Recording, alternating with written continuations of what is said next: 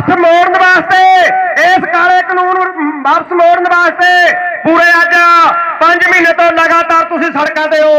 इस करके अज का जिहड़ा प्रोग्राम है ये तुहानूं एक जाग लाउण वास्ते, तुहाडे जोश ते होश नूं बरकरार रखण वास्ते कीता जा रहा है। पर इदों वड्डी लोड़ है कि असीं वो दिल्ली का मोर्चा जितना है उत्थे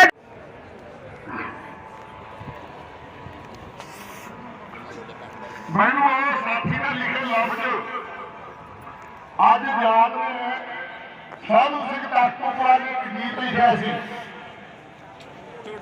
ओदियां लाइनां ने तोड़ के शिकारियां दे जाल नूं चलो अंबरां ते उड़ चलीए।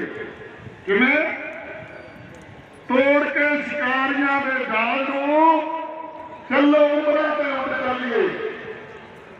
शिकारियों ने जाल सटिया, तुसीं उस जाल नूं तोड़न लई इस लीडरशिप की अगवाई दे विच इकट्ठे हो गए।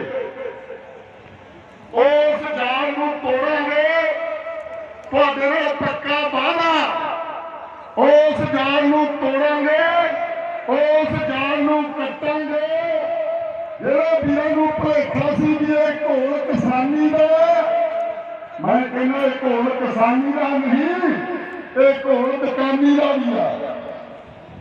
क्योंकि खेत में जिहड़ी भी चीज जुड़ी है, भारत खेती प्रधान देश है, खेती में जो भी जुड़िया उसका घोल है। जदों साडी रोटी ते कब्जा करन जाल मार रहे हैं, जिन्होंने रोटी खा के गुजारा करना, ये उन्होंने का साझा घोल है। ਇਹਨੂੰ ਘਟਾਉਣ ਦੀਆਂ ਕੋਸ਼ਿਸ਼ਾਂ ਜਾਰੀ ਆ, ਪਹਿਲਾਂ ਵੀ ਕੀਤੀਆਂ ਗਈਆਂ। ਜਦੋਂ ਲੋਕਾਂ ਦੇ ਮੂੰਹ ਤੇ ਰੋਟੀ ਖੋਣੀ ਹੋਵੇ ਤਾਂ ਹੱਥ ਉਚਾਲਣਾ ਚਾਹੁੰਦੇ ਆ। ਇਹ ਗੁਰਗੱਦੀ ਦੀ ਨਵੀਂ ਨਹੀਂ। ਜਦੋਂ ਜਲਿਆਂਵਾਲੇ ਬਾਗ ਦੇ ਵਿੱਚ ਕਾਲੇ ਕਾਨੂੰਨਾਂ ਦੇ ਖਿਲਾਫ ਹਿੰਦੂ ਮੁਸਲਿਮ ਸਿੱਖ ਈਸਾਈ ਬੋਧੀ ਲੋਕ ਇਕੱਠੇ ਹੋਏ ਤਾਂ ਜਲਿਆਂਵਾਲਾ ਬਾਗ ਚੋਣਾ ਪਿਆ ਅੰਗਰੇਜ਼ ਹਾਕਮਾਂ ਨੂੰ। ਪਰ ਥੋੜਾ ਚਿਰ ਰਾਜ ਕਰ ਸਕੇ। ਤੁਸੀਂ ਇਸ ਧਰਤੀ ਤੋਂ ਦਫਾ ਕੀਤੇ ਕਿ ਨਹੀਂ ਕੀਤੇ? ਉਹ ਦੱਸੋ। ਦਫਾ ਕਰਤੇ, ਪਰ ਕਾਲੇ ਅੰਗਰੇਜ਼ਾਂ ਨੂੰ ਇੱਕ ਗੁਰ ਦੇ ਗਏ। ਉਹ ਗੁਰ ਕਿਹੜਾ ਗੁਰ? ਵੀ ਜੇ ਇਹਨਾਂ ਨੂੰ ਪਾੜ ਕੇ ਰੱਖੋਗੇ ਫਿਰ ਰਾਜ ਕਰਨ ਦੇਣਗੇ, ਨਹੀਂ ਰਾਜ ਨਹੀਂ ਕਰਨ ਦੇਣਾ ਤੁਹਾਨੂੰ। क्योंकि मैनू उस गल का विश्वास है, मैं दावे नाल कहूंगा आ कठ लोहे की लठ ये जालमां दे सिर दे विच वाजा जदों फिर भागनी आउंदी आ लोहे की लठ मैनू बरनाले जेल चों कढ के लाई है। मैं अज मैनू सवाल किया मेरे साथियों ने, कल मेरे घर दे विच मकान टुटियां 35 साल का मेरा जमाई इस जहान तो चलिया गया। और केड़ी विचारधारा जिहड़ी मेरी थोड़े कोल खड़ी आ, वो विचारधारा बाबे नानक ने शुरू की अकाली दल के खिलाफ। फिर गुरु गोबिंद सिंह ने 9 साल के 7 साल में साहिबजादे बैठे नहीं करे मजीत नूं। वो बेचारा सच, वो विचारधारा साडियां लोगों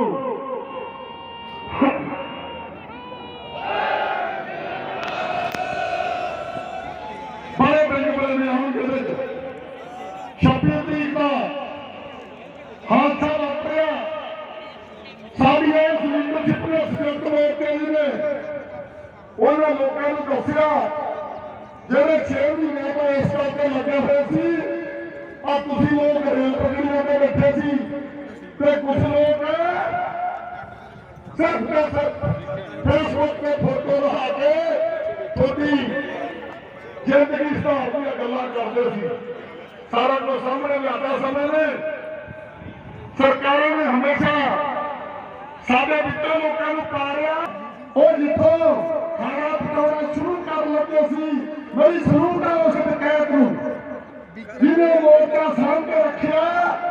अज पंजाब के लोग जिहड़े 28 तरीक को घबराए हुए सी, 27 तरीक को घबराए हुए सी, अज तक मुक्के खड़े कर दोगे नहीं।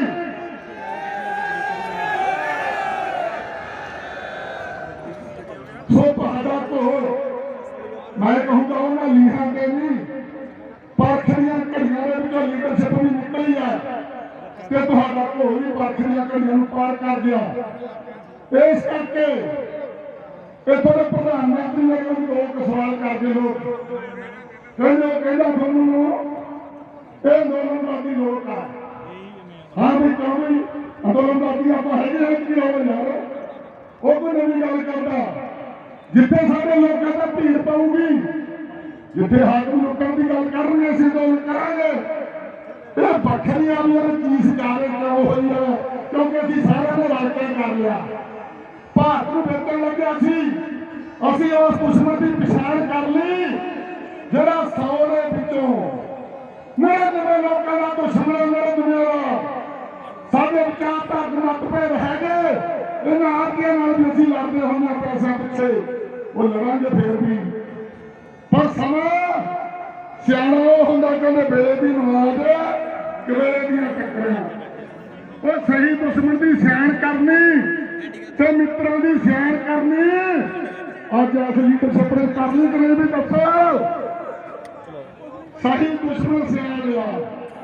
ਇੱਕ ਬੰਦਾ 100 ਨੂੰ ਲੁੱਟੀ ਜਾਂਦਾ ਤੇ ਚੌਕੀਦਾਰ ਆ ਜਿਹੜਾ ਚੌਕੀਦਾਰ 1% ਨਾਲ ਹੋ ਗਿਆ। ਇਸ ਕਰਕੇ ਸਵਾਲ ਮੈਨੂੰ ਕੀਤਾ ਸੀ, ਦੋ ਇੱਕ ਦੂਜੇ ਦਾ ਜਵਾਬ ਦੇਣਾ। ਰਾਤ ਮੇਰੀ ਵਾਈਟ ਹੋਈ ਸੀ, ਬਹਿਸ ਹੋਈ ਸੀ। ਉਹ ਮੈਨੂੰ ਕਹਿੰਦੇ ਤੋਮਰ ਸਾਹਿਬ ਨੇ ਜਵਾਬ ਦਿੱਤਾ, ਅਸੈਂਬਲੀ ਦੇ ਵਿੱਚ ਖੜ ਕੇ ਬੋਲਿਆ ਜਿੱਥੇ ਸੱਚ ਬੋਲਣ ਦੀ ਲੋੜ ਹੁੰਦੀ ਆ, ਪਰ ਇਹਨਾਂ ਨੂੰ ਨਹੀਂ। ਉਹ ਕਹਿੰਦਾ 12 ਮੀਟਿੰਗਾਂ ਕਰ ਲੀਆਂ ਇਸ ਲੀਡਰਸ਼ਿਪ ਨਾਲ, ਚਲੋ ਮੈਨੂੰ ਕੁਝ ਕਾਲਾ ਹੀ ਨਹੀਂ ਦਿਸਿਆ ਜੀ ਮੇਰੇ ਵਿੱਚ। ਕਿਉਂ ਜੀ ਰਾਜੀਵਾਲ ਸਾਹਿਬ, ਉਹਨੂੰ ਕਾਲਾ ਦਿਖਾਇਆ ਨਹੀਂ ਆਪਾਂ। 12 ਮੀਟਿੰਗਾਂ ਦੇ ਵਿੱਚ ਤੋਮਰ ਨੂੰ ਆਹ ਲੀਡਰਸ਼ਿਪ ਦਾ ਕਾਲਾ ਹੀ ਨਹੀਂ ਦਿਖਾ ਸਕੀ। ਸਾਰਾ ਕੁਝ ਕਾਲਾ ਦਿਖਾਤਾ। ਫੈਸਲਾ ਤੁਸੀਂ ਕਰਨਾ ਬਈ ਸਾਰਾ ਬਦਲ ਨੂੰ ਤਾਂ ਕਹਿਤਾ ਬਈ ਸੋਧਾਂ ਕਰਦੇ ਆ, ਫਿਰ ਉਹ ਸਾਰਾ ਕਾਲਾ ਹੀ ਆ। ਮੈਨੂੰ ਕਹਿੰਦੇ ਬਈ ਤੋਮਰ ਐਂ ਕਾਹਤੋਂ ਕਹਿੰਦਾ, ਲੈ ਵੀ ਸੁਣ ਲਓ ਤੋਮਰ ਐਂ ਕਾਹਤੋਂ ਕਹਿੰਦਾ। ਫਿਰ ਦੁਬਾਰੇ ਪੁੱਛੋਗੇ। ਤੋਮਰ ਜਦੋਂ ਸਾਡੀ ਲੀਡਰਸ਼ਿਪ ਨਾਲ ਮੀਟਿੰਗ ਕਰਦਾ ਸੀ, ਜਦੋਂ 15 ਮਿੰਟਾਂ ਦਾ ਸਵਾਲਾਂ ਚੜ ਜਾਂਦਾ ਸੀ ਤਾਂ ਅੰਦਰ ਜਾ ਵੜਦਾ ਸੀ। ਫਿਰ ਅੱਧਾ ਘੰਟਾ ਲਾ ਕੇ ਉਹਦਾ ਪੁੱਛ ਕੇ ਆਉਂਦਾ ਵੀ ਮੈਂ ਹੁਣ ਕੀ ਕਹਾਂ। 10 ਮਿੰਟ ਫੇਰ ਲਾਵੇ ਲੀਡਰਸ਼ਿਪ ਨਾਲ, ਫੇਰ ਉੱਠ ਕੇ ਚਲਿਆ ਜਾਵੇ। ਤੇ ਮੈਂ ਭਰਾਵੋ ਤੋਮਰ ਨੂੰ ਖਿਤਾਬ ਦੇਤਾ ਵੀ ਉਹ ਮੰਤਰੀ ਬਣਨ ਦੇ ਤਾਂ ਲਾਇਕ ਹੈ ਨਹੀਂ। ਸਾਡਾ ਸਾਰਿਆਂ ਦਾ ਫੈਸਲਾ, ਇਹ ਮੇਰਾ ਇਕੱਲੇ ਦਾ ਨਹੀਂ। ਇੱਕ ਮੈਂ ਰਾਜ ਜੀ ਇਕੱਲੇ ਨੇ ਦੇਖ ਲਿਆ, ਮੈਂ ਇਕੱਲਾ ਫੈਸਲਾ ਕਰਦੇ, ਇਤਰਾਜ਼ ਤਾਂ ਨਹੀਂ ਕਰਦੇ। ਤੋਮਰ ਆ ਜਿਹੜਾ ਮੰਤਰੀ ਬਣਨ ਦੇ ਲਾਇਕ ਹੈ ਨਹੀਂ, ਇਹ ਸਾਡੀ ਲੀਡਰਸ਼ਿਪ ਦਾ ਹੀ ਫੈਸਲਾ। ਜਿਹੜਾ 10 ਮਿੰਟ ਬਾਅਦ ਉੱਠ ਕੇ ਪੁੱਛਣ ਜਾਂਦਾ ਆਕਿਆਂ ਨੂੰ, ਉਹ ਪਿੱਛੋਂ ਪਾਰ ਸੰਸਥਾ ਵਾਲਿਆਂ ਨੂੰ ਪੁੱਛਣ ਜਾਂਦੇ ਆ, ਜਿਹੜੀ WGP ਵਾਲੇ ਉਹਨਾਂ ਨੂੰ ਪੁੱਛਣ ਜਾਂਦੇ ਆ, ਕਿਉਂਕਿ ਨੀਤੀਆਂ ਉਹਨਾਂ ਦੀਆਂ। ਮੈਂ ਉਹਨੂੰ ਇੱਕ ਖਿਤਾਬ ਇਹ ਦੇਤਾ ਵੀ ਜਿਹੜਾ ਖਚਰਾ ਹੁੰਦਾ ਨਾ, ਖਚਰਾ ਇਹ ਖਚਰਾ ਕਿਉਂ ਕੱਲਾ ਗੱਲਾਂ ਕਰਨ ਚ ਨਹੀਂ ਖਚਰਾ ਹੈ। ਖਚਰੇ ਦੇ ਜੇ ਹਰੀਆਂ ਐਨਕਾਂ ਲਾ ਦੋ ਨਾ, ਸੁੱਕੇ ਘਾਹ ਨੂੰ ਵੀ ਖਾਈ ਜਾਂਦਾ। ਇਹ ਜਿਹੜਾ ਤੋਮਰਾਂ ਦੇ ਹਰੀਆਂ ਐਨਕਾਂ ਲਾਈਆਂ ਹੋਈਆਂ ਭਰਾਵੋ, ਇਹਨੂੰ ਸਾਰਾ ਕੁਝ ਕਾਨੂੰਨ ਦੇ ਵਿੱਚ ਵਧੀਆ ਜੀਂਦਾ। ਤੇ ਜਦੋਂ ਹਰੀਆਂ ਐਨਕਾਂ ਚ ਇੱਧਰ ਅਸੀਂ ਛਿੱਤਰ ਫੇਰਦੇ ਆ ਮੀਟਿੰਗ ਦੇ ਵਿੱਚ, ਕਿਸੇ ਗੱਲ ਦਾ ਜਵਾਬ ਨਹੀਂ ਆਉਂਦਾ, ਤਾਂ ਉਹ ਹਰੀਆਂ ਐਨਕਾਂ ਲਾ ਕੇ ਖਚਰਿਆਂ ਨੂੰ ਘਾਹ ਖਾਈ ਜਾਂਦਾ। ਇੱਕੋ ਹੀ ਗੱਲ ਕਹਿਣੀ ਆ ਬਸ, ਕਿਉਂ ਜੀ ਸਾਹਿਬ ਮੁੱਗੇ ਮੇਰਾ ਇੱਕ ਗੱਲ ਕਹਿਣੀ ਆ। ਖਾਲੀ ਦਾ ਸਟੇਟ ਸੈਕਟਰੀ ਬੋਲਦੇ ਸੀ, ਸ਼ਾਇਦ ਇਹੀ ਬੋਲਦੇ ਸੀ। ਇੱਕ ਗੱਲ ਕਹੇਗੇ ਵੀ ਪੰਜਾਬ ਦੇ ਕੋਨੇ-ਕੋਨੇ ਤੋਂ ਆਏ ਹੋਏ ਲੋਕੋ, ਕਿਉਂ ਵੀ ਤੁਸੀਂ ਪੰਜਾਬ ਦੇ ਕੋਨੇ-ਕੋਨੇ ਤੋਂ ਮੇਰੇ ਹਿਸਾਬ ਨਾਲ ਨਹੀਂ ਆਏ। ਚਲੋ ਬੋਲਦਿਆਂ ਤਾਂ ਹੋ ਜਾਂਦਾ। ਪੰਜਾਬ ਦੇ ਸੈਕਟਰੀ ਸਾਹਿਬ ਪੰਜਾਬ ਦੇ ਕੋਨੇ-ਕੋਨੇ ਤੋਂ ਨਹੀਂ ਆਏ। ਇਹ ਜਗਰਾਵਾਂ ਦੀ ਧਰਤੀ ਪੰਜਾਬ ਦਾ ਕਾਲਜ ਆ। ਮੈਨੂੰ ਇਸ ਗੱਲ ਦਾ ਪਤਾ ਹੈ। ਜਦੋਂ ਬਿਜਲੀ ਦੇ ਬਿੱਲ ਖਤਮ ਕੀਤੇ ਆ ਨਾ, ਉਦੋਂ ਵੀ ਇੱਥੇ ਹੀ ਲਲਕਾਰਾ ਮਾਰਿਆ ਸੀ। ਪਰ ਭਰਾਵੋ ਤੁਹਾਡੇ ਨਾਲ ਵਾਅਦਾ ਕਰਦੇ ਆ, ਐਸੇ ਜੇ ਲੀਡਰਸ਼ਿਪ ਮਾਰੇ ਤਾਂ ਮੈਨੂੰ ਮਨਜ਼ੂਰੀ ਦੇਵੇ, ਜਿੱਦਣ ਕਾਲੇ ਕਾਨੂੰਨ ਵਾਪਸ ਕਰਾਂਗੇ। 6 ਮਹੀਨੇ ਦਾ ਤੁਹਾਨੂੰ ਕਹਿ ਕੇ ਗਏ ਹੋਵੇ ਕੋਈ ਖਤਰ ਨਹੀਂ। 6 ਮਹੀਨੇ ਦਾ ਰਾਸ਼ਨ ਲੈ ਕੇ ਗਏ ਨਾ, ਜੇ ਵੱਧ ਸਮਾਂ ਲਾਉਣਾ ਪੈ ਗਿਆ ਤਾਂ ਵੀ। ਪਰ ਮੈਂ ਲੀਡਰਸ਼ਿਪ ਨੂੰ ਬੇਨਤੀ ਕਰਦਾ, ਜਿੱਦਣ ਕਾਲੇ ਕਾਨੂੰਨ ਮੋੜ ਕੇ ਮੋਦੀ ਦੇ ਉਸ ਬੈਗ 'ਚ ਪਾਤੇ, ਉਦੋਂ ਜਿੱਤ ਕੇ ਕੋਨੇ-ਕੋਨੇ ਦੇ ਲੋਕਾਂ ਨੂੰ ਜਗਰਾਵਾਂ ਦੀ ਮੰਡੀ ਤੇ ਜ਼ਰੂਰ ਲਿਆਈਏ। ਤੁਹਾਡਾ ਬਹੁਤ ਬਹੁਤ ਧੰਨਵਾਦ।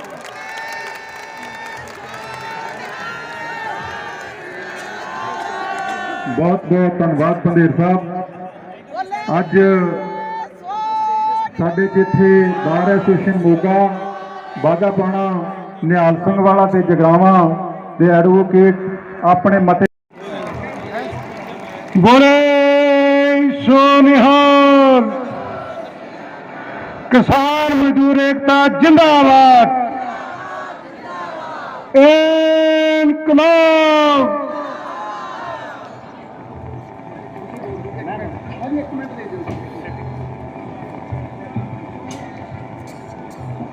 अपने हत्थों लिए एकत्र होए सारे किसान वीरों, मेरिया मातावां भैणां बजुर्ग सारे बैठे ने। सब तो पहला फतेह प्रवान करनी।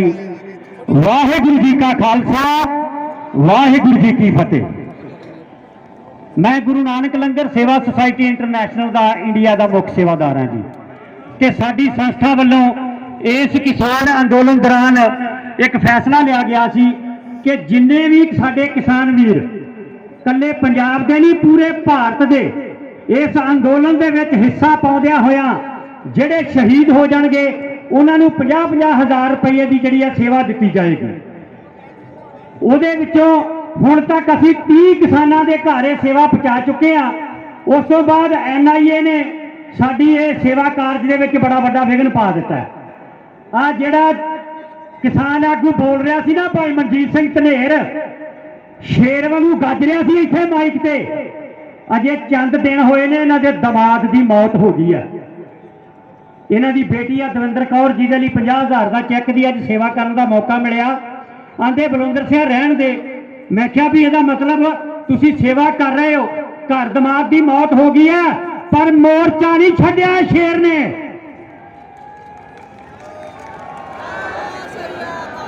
इस तरह के योधे ने वो फेसबुकियो छेरो वो तुसी इनू भी गदार आंदे हो। वो जिहदा दमाद डेथ हो गई 35 साल की उम्र है, धी विधवा हो गई, मोर्चा नहीं छड्डिया ते फिर भी ਉਹਦੇ खाते च गदारी का लेवल लाता जे। इदा ना करो। ये सरकारां एजुकेशनां दे विच इस तरह के काम करदियां हुंदियां ने शुरू तो, पर ये बहुत वधिया ढंग नाल सेवा कर रहे हैं। जिड्डी ईमानदारी नाल जिड्डी दयानतदारी नाल राजेवाल साहब ते इन्हां दी टीम काम कर रही है। असीं सल्यूट करते हैं। आ वेख लो हुण एजेंसियां वालिओ असीं इकट्ठ करते रहे हैं। एक किले च 12,000 बंदा बहिंदा जे ते हिसाब ला लिओ किन्ने किलियां दे विच इकट्ठ आ ते अजे संगत आउणी है शाम तक। ये पहली महापंचायत करके इस इलाके की जिली प्रबंधकी टीम है। मैं उन्होंने बधाई दिना कि जिन्हों ने पंजाब दे विच एक ऐसी खूबसूरत पिरत पाती है। हुण इलाके इलाके दे विच जिले जिले दे विच महापंचायतां होणगियां ते पता लग जू सरकार नूं कि वाकई ये लोग जिहड़े ये हुण कल्ला किसानां दा अंदोलन नहीं रह गया, ये जन अंदोलन बन गया। एक वीरो जांदे जांदे मैं गल मुकाउण लगा, मेरा नंबर नोट कर लो। जिथे किते भी कोई किसान वीर शहीद होंदा इस अंदोलन च हिस्सा पाउंदियां किसी हादसे च चाहे हार्ट अटैक नाल, मेरा नंबर है 98 140 99 737 ते इत्ते फोन करना जे ते असी साडी टीम तुहाडे घर पहुंचेगी। 50,000 रुपये की सेवा जिहड़ी तुहाडे सपुर्द करेगी। हुण तक करते आए हैं। जदों NIA ने डक्का लाता ना ते साडी संस्था दे मुखी भाई मनजीत सिंह कह लगे, मैं क्या जी सेवा तो बंद हो गई है असी तो इंटरनेशनल स्टेजा से वादा किया भी सेवा देंगे। आंदे बलविंदर सिंह चंडीगढ़ कोठी आ 3 करोड़ की, मैं अपने परिवार नाल सलाह कर लिया वेच के 1 करोड़ रुपया किसानों दे दे जिहड़े शहीद होए। बहुत मेहरबानी जी। ये समा सीमित है जी।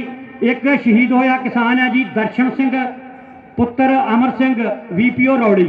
जे उस परिवार चो कोई इत्थे हैगा तो उन्होंने भी 50,000 इत्थे दे देंगे। मेहरबानी। वाहिगुरू जी का खालसा वाहिगुरू जी की फतेह। संयुक्त किसान मोर्चे दे मेरे सारे ही मैंबर साहबान, मेरे किसान वीरों, आओ फतेह सांझी करिए। वाहिगुरू जी का खालसा वाहिगुरू जी की फतेह। वीरों, असी गर्मी पंजाब दियां सड़कां पंजाब दियां रेलां दे मूहरे गुजार दित्ती आ ते सियाल असी दिल्ली दियां बरूहां ते गुजार दिता। पर अज प्रधान मंत्री कहंदा ਇੱਕ ਫੋਨ ਕਾਲ ਦੀ ਦੂਰੀ ਆ, ਇੱਕ ਫੋਨ ਕਾਲ ਦੀ ਦੂਰੀ ਆ ਵੀਰੋ। ਦਰਵਾਜ਼ੇ ਪ੍ਰਧਾਨ ਮੰਤਰੀ ਨੇ ਬੰਦ ਕੀਤੇ ਹੋਏ ਨੇ, ਐਡੇ ਐਡੇ ਕਿੱਲ ਲਾ ਕੇ, ਐਡੇ ਐਡੀਆਂ ਤਾਰਾਂ ਲਾ ਕੇ ਸਾਨੂੰ ਉੱਥੇ ਰੋਕਿਆ ਗਿਆ ਹੋਇਆ। ਕੋਈ ਗੱਲ ਨਹੀਂ, ਲੰਮੇ ਸਦਕ ਨਾਲ ਗਏ ਆ, ਪਹਿਲੇ ਦਿਨ ਤੋਂ ਹੀ ਕਹਿ ਕੇ ਗਏ ਆ ਅਸੀਂ ਬਈ 6 ਮਹੀਨੇ ਦਾ ਰਾਸ਼ਨ ਲੈ ਕੇ ਚੱਲੇ ਆ। ਇਹ 3 ਕਾਲੇ ਕਾਨੂੰਨ ਵਾਪਸ ਕਰਾ ਕੇ ਤੇ ਐਮਐਸਪੀ ਦਾ ਕਾਨੂੰਨ ਬਣਾ ਕੇ ਤਾਂ ਹੀ ਕੋਈ ਗੱਲ ਅਸੀਂ ਬਣੂਗੀ। ਪੂਰੀ ਲੀਡਰਸ਼ਿਪ ਸਾਡੀ ਸੁਹਿਰਦ ਆ, ਕੋਈ ਘਬਰਾਉਣ ਦੀ ਲੋੜ ਨਹੀਂ। ਜਿਹੜੇ ਅੱਜ ਜਿਹੜੀ ਲੜਾਈ ਆ ਜ਼ਮੀਨਾਂ ਤੇ ਜ਼ਮੀਰਾਂ ਦੀ ਲੜਾਈ ਆ, ਆਪਣੇ ਲੋਕ ਕਈ ਕਹਿ ਦਿੰਦੇ ਆ ਕਿਵੇਂ ਜ਼ਮੀਨਾਂ ਤੇ ਜ਼ਮੀਰਾਂ ਦੀ ਲੜਾਈ ਆ, ਕੀ ਜ਼ਮੀਨਾਂ ਨੂੰ ਹੋ ਜਾਊਗਾ। ਇਹ ਵੀਰੋ ਜਿਹੜੀਆਂ ਜ਼ਮੀਨਾਂ ਸਾਡੀਆਂ ਖੋਣ ਦੀਆਂ ਗੱਲਾਂ ਕੀਤੀਆਂ ਜਾਂਦੀਆਂ ਨੇ, ਉਹਦੇ ਵਿੱਚ ਜਿਹੜਾ ਲੌਂਗ ਲੀਜ਼, ਜਿਹੜਾ ਪਟਾਨਾਵਾ ਸਰਕਾਰਾਂ ਕਰਾਉਣਗੀਆਂ, ਉਹਦੇ ਵਿੱਚ 20-20 ਸਾਲ ਦੀ ਲੀਜ਼ ਹੋਊਗੀ, 15-15 ਸਾਲ ਦੀ ਲੀਜ਼ ਹੋਊਗੀ। ਉਹਦੇ ਤੇ ਜੇ ਇਨਫਰਾਸਟ੍ਰਕਚਰ ਬਣ ਗਿਆ, ਉਹਦੇ ਤੇ ਤੁਸੀਂ ਜ਼ਮੀਨ ਨਹੀਂ ਛਡਾ ਸਕੋਗੇ। ਜਿਹੜੇ ਤੁਹਾਡੇ ਬੈਂਕ ਨੇ, ਐਕਸਿਸ ਬੈਂਕ ਆ, HDFC ਬੈਂਕ ਨੇ, ਇਹਨਾਂ ਕੋਲ ਆਪਣੀਆਂ ਜ਼ਮੀਨਾਂ ਗਿਰਵੀ ਰੱਖੀਆਂ ਹੋਈਆਂ ਨੇ। ਇਹ ਜ਼ਮੀਨਾਂ ਹੀ ਇਹ ਲੈ ਕੇ ਜਾਣਗੇ ਕਾਰਪੋਰੇਟ ਘਰਾਣੇ ਨੇ ਵੀਰੋ। ਇਹਨਾਂ ਦਾ ਡਟ ਕੇ ਵਿਰੋਧ ਕਰਨਾ। ਆਪਾਂ ਕਿਵੇਂ ਜਾਣਾ? ਹੁਣ ਆਪਾਂ ਟਰੈਕਟਰਾਂ ਦੇ ਟਾਇਰ ਨਹੀਂ ਘਸਾਉਣੇ, ਆਪਾਂ ਤੇਲ ਨਹੀਂ ਫੂਕਣਾ। ਜਿੰਨੇ ਟਰੈਕਟਰ ਉੱਥੇ ਖੜੇ ਨੇ ਉੱਥੇ ਹੀ ਖੜੇ ਰਹਿਣ ਦਿਓ। ਪਿੰਡਾਂ ਦੇ ਵਿੱਚੋਂ ਕਮੇਟੀਆਂ ਬਣਾ ਲਓ, ਪਿੰਡਾਂ ਦੇ ਵਿੱਚੋਂ ਕਮੇਟੀਆਂ ਬਣਾ ਕੇ ਬੰਦੇ ਬਦਲਦੇ ਰਹੋ, ਕਿਉਂਕਿ ਬੰਦਿਆਂ ਨੂੰ ਕੰਮ ਹੁੰਦਾ। ਹਰੇਕ ਪਿੰਡ ਦੇ ਵਿੱਚ ਇੱਕ ਇੱਕ ਟਰੈਕਟਰ ਹੋਰ ਜਾਵੇ, 15-15 20 ਬੰਦੇ ਹੋਰ ਜਾਣ, ਕਿਉਂਕਿ ਸਰਕਾਰ ਤੇ ਪ੍ਰੈਸ਼ਰ ਬਣਾਉਣ ਦੀ ਗੱਲ ਆ। ਸਰਕਾਰ ਡਰੀ ਹੋਈ ਆ। ਤੁਹਾਡਾ ਏਕਾ ਚਾਹੀਦਾ, ਹੋਕਾ ਚਾਹੀਦਾ ਵੀਰੋ। ਆਪਾਂ ਜਿੱਤ ਯਕੀਨੀ ਆ, ਜਿੱਤ ਕੇ ਆਵਾਂਗੇ। ਤੁਹਾਡਾ ਸਾਥ ਚਾਹੀਦਾ। ਹੱਥ ਖੜੇ ਕਰਕੇ ਪ੍ਰਵਾਨਗੀ ਦਿਓ, ਤਿਆਰ ਹੋ ਸਾਰੇ ਜਾਣ ਲਈ। ਧੰਨਵਾਦ ਜੀ। ਮੈਂ ਮਥੇ ਬੁਲਾਉਣਾ। ਵਾਹਿਗੁਰੂ ਜੀ ਕਾ ਖਾਲਸਾ, ਵਾਹਿਗੁਰੂ ਜੀ ਕੀ ਫਤਿਹ। ਬਹੁਤ ਬਹੁਤ ਧੰਨਵਾਦ ਨੱਥ ਸਾਹਿਬ। ਮੈਂ ਹੁਣ ਬੇਨਤੀ ਕਰਾਂਗਾ, ਨੱਥ ਸਾਹਿਬ ਨੂੰ ਬੇਨਤੀ ਕਰਾਂਗਾ ਕਿ ਉਹ ਆਣ ਕੇ ਆਪਣੇ 5 ਮਿੰਟ ਦੇ ਵਿੱਚ ਆਪਣੀ ਗੱਲ ਕਹਿ ਲੈਣ ਨੱਥ ਸਾਹਿਬ, ਤੇ ਮੈਂ ਉਨੀ ਦੇਰ 2 ਨਾਅਰੇ ਲਾਵਾਂਗਾ। ਕਾਲੇ ਕਾਨੂੰਨ ਵਾਪਸ ਲਓ, ਕਾਲੇ ਕਾਨੂੰਨ ਵਾਪਸ ਲਓ, ਕਿਸਾਨ ਮਜ਼ਦੂਰ ਏਕਤਾ, ਕਿਸਾਨ ਮਜ਼ਦੂਰ ਏਕਤਾ। ਨੱਥ ਸਾਹਿਬ।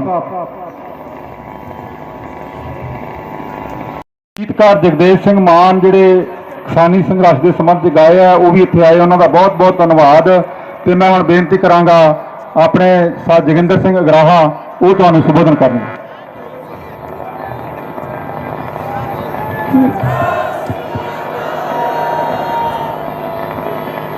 हर मिट्टी दी अपनी खसलत, हर मिट्टी कुटियां नहीं भुरदी। पंजाब दे बहादुर लोगों, तुसीं इन्हां सतरां नूं दोहराया है कि यह पंजाब दी मिट्टी ना किसी दे कुटियां तो भुरदी है, ना किसी दियां धमकियां तो डरदी है, ना सिर झुका के जिउणा जानती है। तुसीं आपदी ओह पहल कदमी जिहड़ी तुहानूं अक्सर करनी चाहिदी हुंदी है, ये करने वास्ते अपनी वचनबद्धता नूं दोहराया है ते हिंदुस्तान दे विच एक उदाहरण पैदा कीती है, दुनिया दे विच एक उदाहरण पैदा कीती है कि अज पंजाब दा बच्चा बच्चा सड़कों ते है ते बच्चा बच्चा अंदोलनकारी है। कोई इहो जिहा समागम नहीं है जिथे किसान अंदोलन की गल नहीं चलती, कोई इहो जिहा ब्याह समागम नहीं है जिथे किसान अंदोलन के गीत नहीं बजते। सोच रहा असीं लगभग 15 सालों तो कदे पंजाब दा नौजवान नशियां तो पासे हो जाऊगा, कदे पंजाब दा नौजवान इन्हां लच्चर गीतां तो पासे हो जाऊगा, कदे कोई सिस्टम दे विच इही जी तब्दीली आऊगी भी लच्चर गीत साडे विहड़े च वजनों हट जाण। इस अंदोलन ने यह दोनों गल्लां साफ कर दी। 2.5 ਮਹੀਨੇ ਹੋ ਗਏ ਅੰਦੋਲਨ ਦੇ ਵਿੱਚ ਚੱਲਦਿਆਂ ਨੂੰ। 2.5 ਮਹੀਨੇ ਐਡੇ ਵੱਡੇ ਕਾਫਲਿਆਂ ਦੇ ਵਿੱਚ ਰਾਤ ਨੂੰ ਦੌਰਾ ਕਰਕੇ ਦੇਖਿਆ, ਏਕੜ ਦੋਕੜ ਨੌਜਵਾਨਾਂ ਤੋਂ ਬਿਨਾਂ ਸਾਨੂੰ ਕੋਈ ਸ਼ਰਾਬ ਵਾਲਾ ਮੁੰਡਾ ਵੀ ਨਹੀਂ ਮਿਲਿਆ। ਜੇ ਸ਼ਰਾਬ ਵਾਲੇ ਮਿਲੇ ਨੇ ਤਾਂ ਸਾਡੀਆਂ ਉਮਰਾਂ ਵਾਲੇ ਮਿਲੇ ਨੇ। ਇਸ ਕਰਕੇ ਕੋਈ ਨੌਜਵਾਨ ਦਾ ਇਹੋ ਜਿਹਾ ਹਾਦਸਾ ਨਹੀਂ ਹੋਇਆ ਕਿ ਕੋਈ ਸਮੈਕ ਪੀਂਦਾ, ਕੋਈ ਆ ਖੰਘ ਵਾਲੀਆਂ ਦਵਾਈਆਂ ਸ਼ੀਸ਼ੀਆਂ ਪਈਆਂ ਹੋਣ ਕਿਤੇ। ਆਮ ਕਾਲਜਾਂ ਦੇ ਵਿੱਚ ਉਦਾਹਰਨ ਸੁਣਨ ਨੂੰ ਮਿਲਦੀ ਹੈ ਜਿੱਥੇ ਖੇਤਾਂ ਦੀਆਂ ਮੋਟਰਾਂ ਵਿੱਚ ਕ੍ਰੈਸ਼ ਦੀਆਂ ਖਾਲੀ ਸ਼ੀਸ਼ਿਆਂ ਦੇ ਢੇਰ ਲੱਗੇ ਪਏ ਨੇ, ਸਿੰਜਾਂ ਦੇ ਢੇਰ ਲੱਗੇ ਪਏ ਨੇ। ਪਰ ਸਾਨੂੰ ਇਸ ਅੰਦੋਲਨ ਦੇ ਵਿੱਚੋਂ ਅਸੀਂ ਇਹ ਖੱਟਿਆ ਕਿ ਕੋਈ ਸਾਨੂੰ ਸਮੈਕੀਆ ਤੇ ਕੋਈ ਚਿੱਟੇ ਵਾਲਾ, ਕੋਈ ਕ੍ਰੈਸ਼ ਵਾਲਾ ਮੁੰਡਾ ਨਹੀਂ ਮਿਲਿਆ।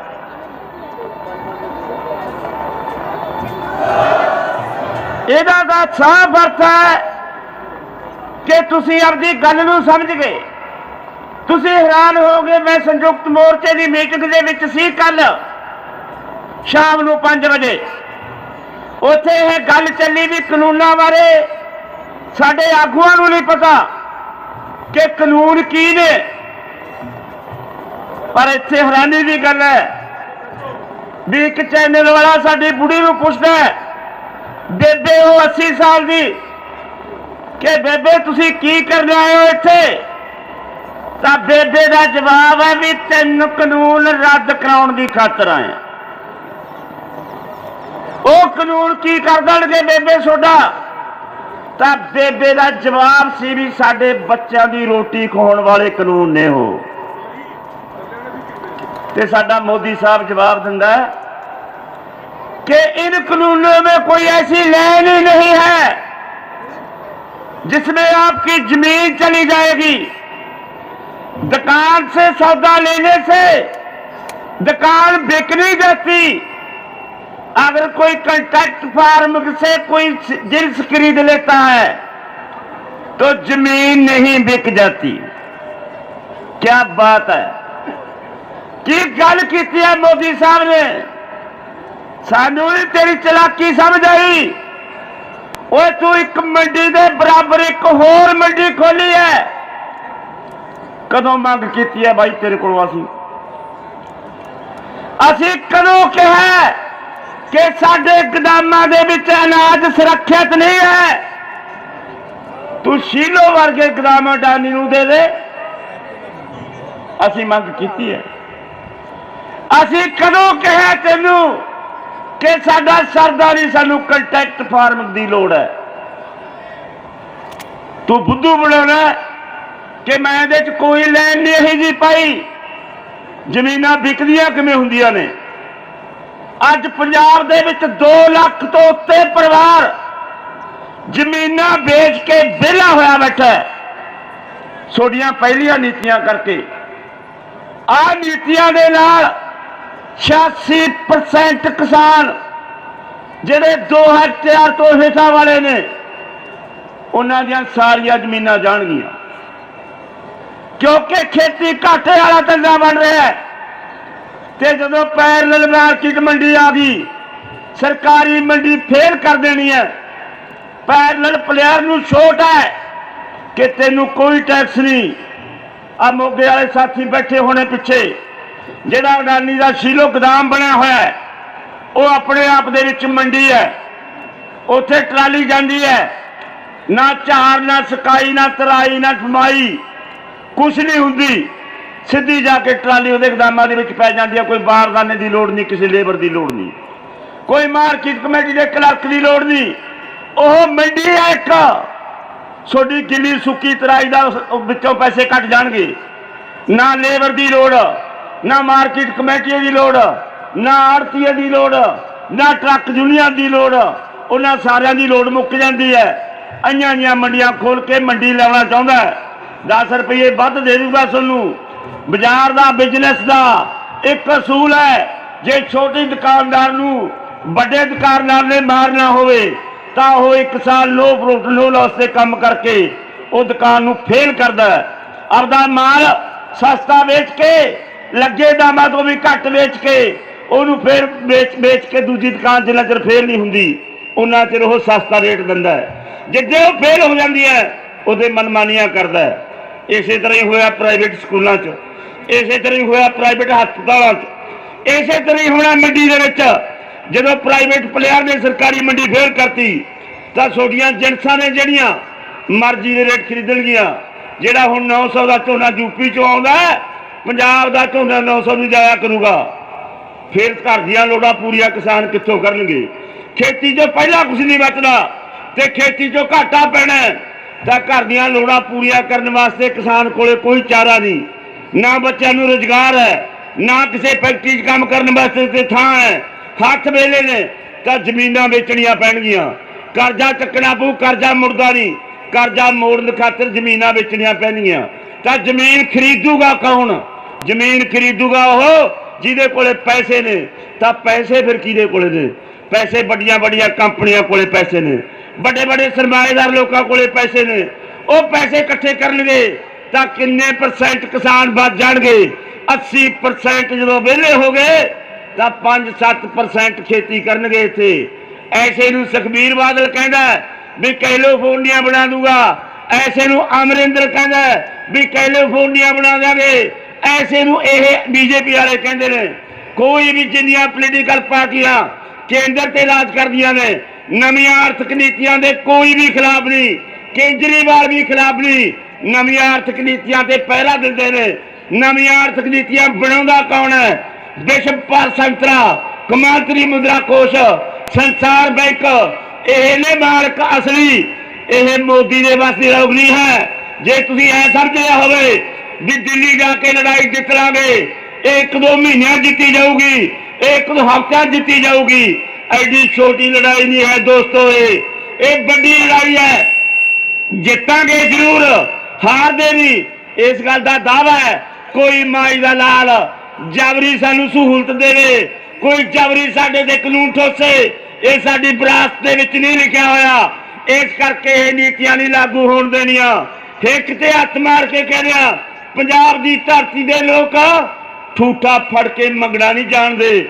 ਜੇ ਤੂੰ ਅਨਾਜ ਤੇ ਕਬਜ਼ਾ ਕਰਨਾ ਚਾਹੁੰਦਾ, ਜੇ ਤੂੰ ਸਬਜ਼ੀਆਂ ਤੇ ਕਬਜ਼ਾ ਕਰਨਾ ਚਾਹੁੰਦਾ, ਜੇ ਤੂੰ ਦੁੱਧ ਤੇ ਕਬਜ਼ਾ ਕਰਨਾ ਚਾਹੁੰਦਾ, ਜੇ 100-100 ਗ੍ਰਾਮ ਦੇ ਪੈਕਟ ਆਟੇ ਦੇ ਖਰੀਦਣ ਵਾਸਤੇ ਸਾਡੇ ਕਿਸਾਨਾਂ ਨੂੰ ਮਜਬੂਰ ਕਰਨ ਦੀ ਚਾਲ ਥੋੜੀ ਹੋਈ ਹੈ, ਤੇਰੀ ਉਹ ਨੀਤੀ ਹੈ। ਅਸੀਂ ਇਹਨੂੰ ਬੁੱਝਦੇ ਹਾਂ, ਅਸੀਂ ਇਹ ਜਾਣਦੇ ਹਾਂ। ਤੂੰ ਭਾਵੇਂ ਨਹੀਂ ਲਿਖਿਆ ਹੋਇਆ ਕਿ ਮੈਂ ਜ਼ਮੀਨ ਖੋਣ ਵਾਸਤੇ ਕੋਈ ਲਾਈਨ ਨਹੀਂ ਲਿਖੀ। ਇਹ ਸਾਰੀ ਦੀ ਸਾਰੀ ਨੀਤੀ ਤੁਹਾਡੇ ਕੋਲੇ ਜਿਹੜੀਆਂ ਜ਼ਮੀਨਾਂ ਨੇ ਇਹ ਖੋਣ ਦੀ ਹੈ, ਤੁਹਾਨੂੰ ਮੰਗ ਤੇ ਬਣਾਉਣ ਦੀ ਹੈ, ਤੁਹਾਡੀਆਂ ਜ਼ਮੀਰਾਂ ਮਾਰਨ ਦੀ ਹੈ ਤੇ ਫਿਰ ਗੁਲਾਮ ਬਣਾ ਕੇ ਰਾਜ ਕਰਨ ਦੀ ਹੈ। ਇਹ ਸੌੜੀ ਸਿਆਸਤ ਨੂੰ ਅਸੀਂ ਚੰਗੀ ਤਰ੍ਹਾਂ ਜਾਣਦੇ ਹਾਂ। ਇਸ ਕਰਕੇ ਭਰਾਵੋ ਤੁਹਾਨੂੰ ਸੱਦਾ ਦਿੰਦੇ ਆ, ਘੋਲ ਪੀਕ ਤੇ ਹੈ। ਕੋਈ ਕਮਜ਼ੋਰ ਨਹੀਂ ਹੋਇਆ। ਭੋੜ ਦੇ ਵਿੱਚ ਮੋੜ ਆਉਂਦੇ ਰਹਿੰਦੇ ਨੇ। ਸਾਡੇ ਸਾਥੀਆਂ ਨੇ 27 ਤਰੀਕ ਨੂੰ ਮੀਟਿੰਗ ਰੱਖੀ ਕਿ ਘੋਲ ਨੂੰ ਬੜੀ ਫੇਟ ਪੈ ਗਈ। ਇਹ ਜਿਹੀਆਂ ਫੇਟਾਂ ਪੈਂਦੀਆਂ ਰਹਿੰਦੀਆਂ ਨੇ। ਸਰਕਾਰ ਹਮਲਾ ਕਰਦੀ ਹੁੰਦੀ ਹੈ, ਅਸੀਂ ਹਮਲਾ ਝੱਲਣਾ ਹੁੰਦਾ ਤੇ ਹਮਲੇ ਦਾ ਜਵਾਬ ਦੇਣਾ ਹੈ। ਤੁਸੀਂ ਤਕੜੇ ਰਹੋ। ਇਤਰਾ ਚੜਾ ਘੋਲ ਚ ਆਉਂਦੇ ਨੇ। ਆ ਬੈਠੀਆਂ ਨੇ ਸਾਰੀਆਂ ਜਥੇਬੰਦੀਆਂ, ਸਾਰੀਆਂ ਦੀਆਂ ਸਾਰੀਆਂ ਇਕੱਠੀਆਂ ਤੇ ਸਾਰੀਆਂ ਦੀਆਂ ਸਾਰੀਆਂ ਇੱਕੋ ਗੱਲ ਕਹਿੰਦੇ ਆ ਕਿ ਕਾਨੂੰਨ ਰੱਦ ਕਰਾਏ ਤੋਂ ਬਗੈਰ ਪੰਜਾਬ ਦੀ ਧਰਤੀ ਤੇ ਨਹੀਂ ਜਾਵਾਂਗੇ। ਧੰਨਵਾਦ। बहुत बहुत धन्यवाद अग्रहा साहब। किसान मजदूर एकता, किसान मजदूर एकता, मोदी सरकार, मोदी सरकार। मैं हूँ बेनती करांगा अमरजीत सिंह सूबा कमेटी मैंबर किसान। मैं बेनती करांगा राजेवाल साहब उन्होंने एक ਸਰੋਪਾ ਦੇ ਕੇ ਸਨਮਾਨ ਤੇ ਜ਼ਰੂਰ ਕਰ ਦੇਣ। ਉਸ ਤੋਂ ਬਾਅਦ ਰਾਜੇਵਾਲ ਸਾਹਿਬ ਬੋਲਣਗੇ।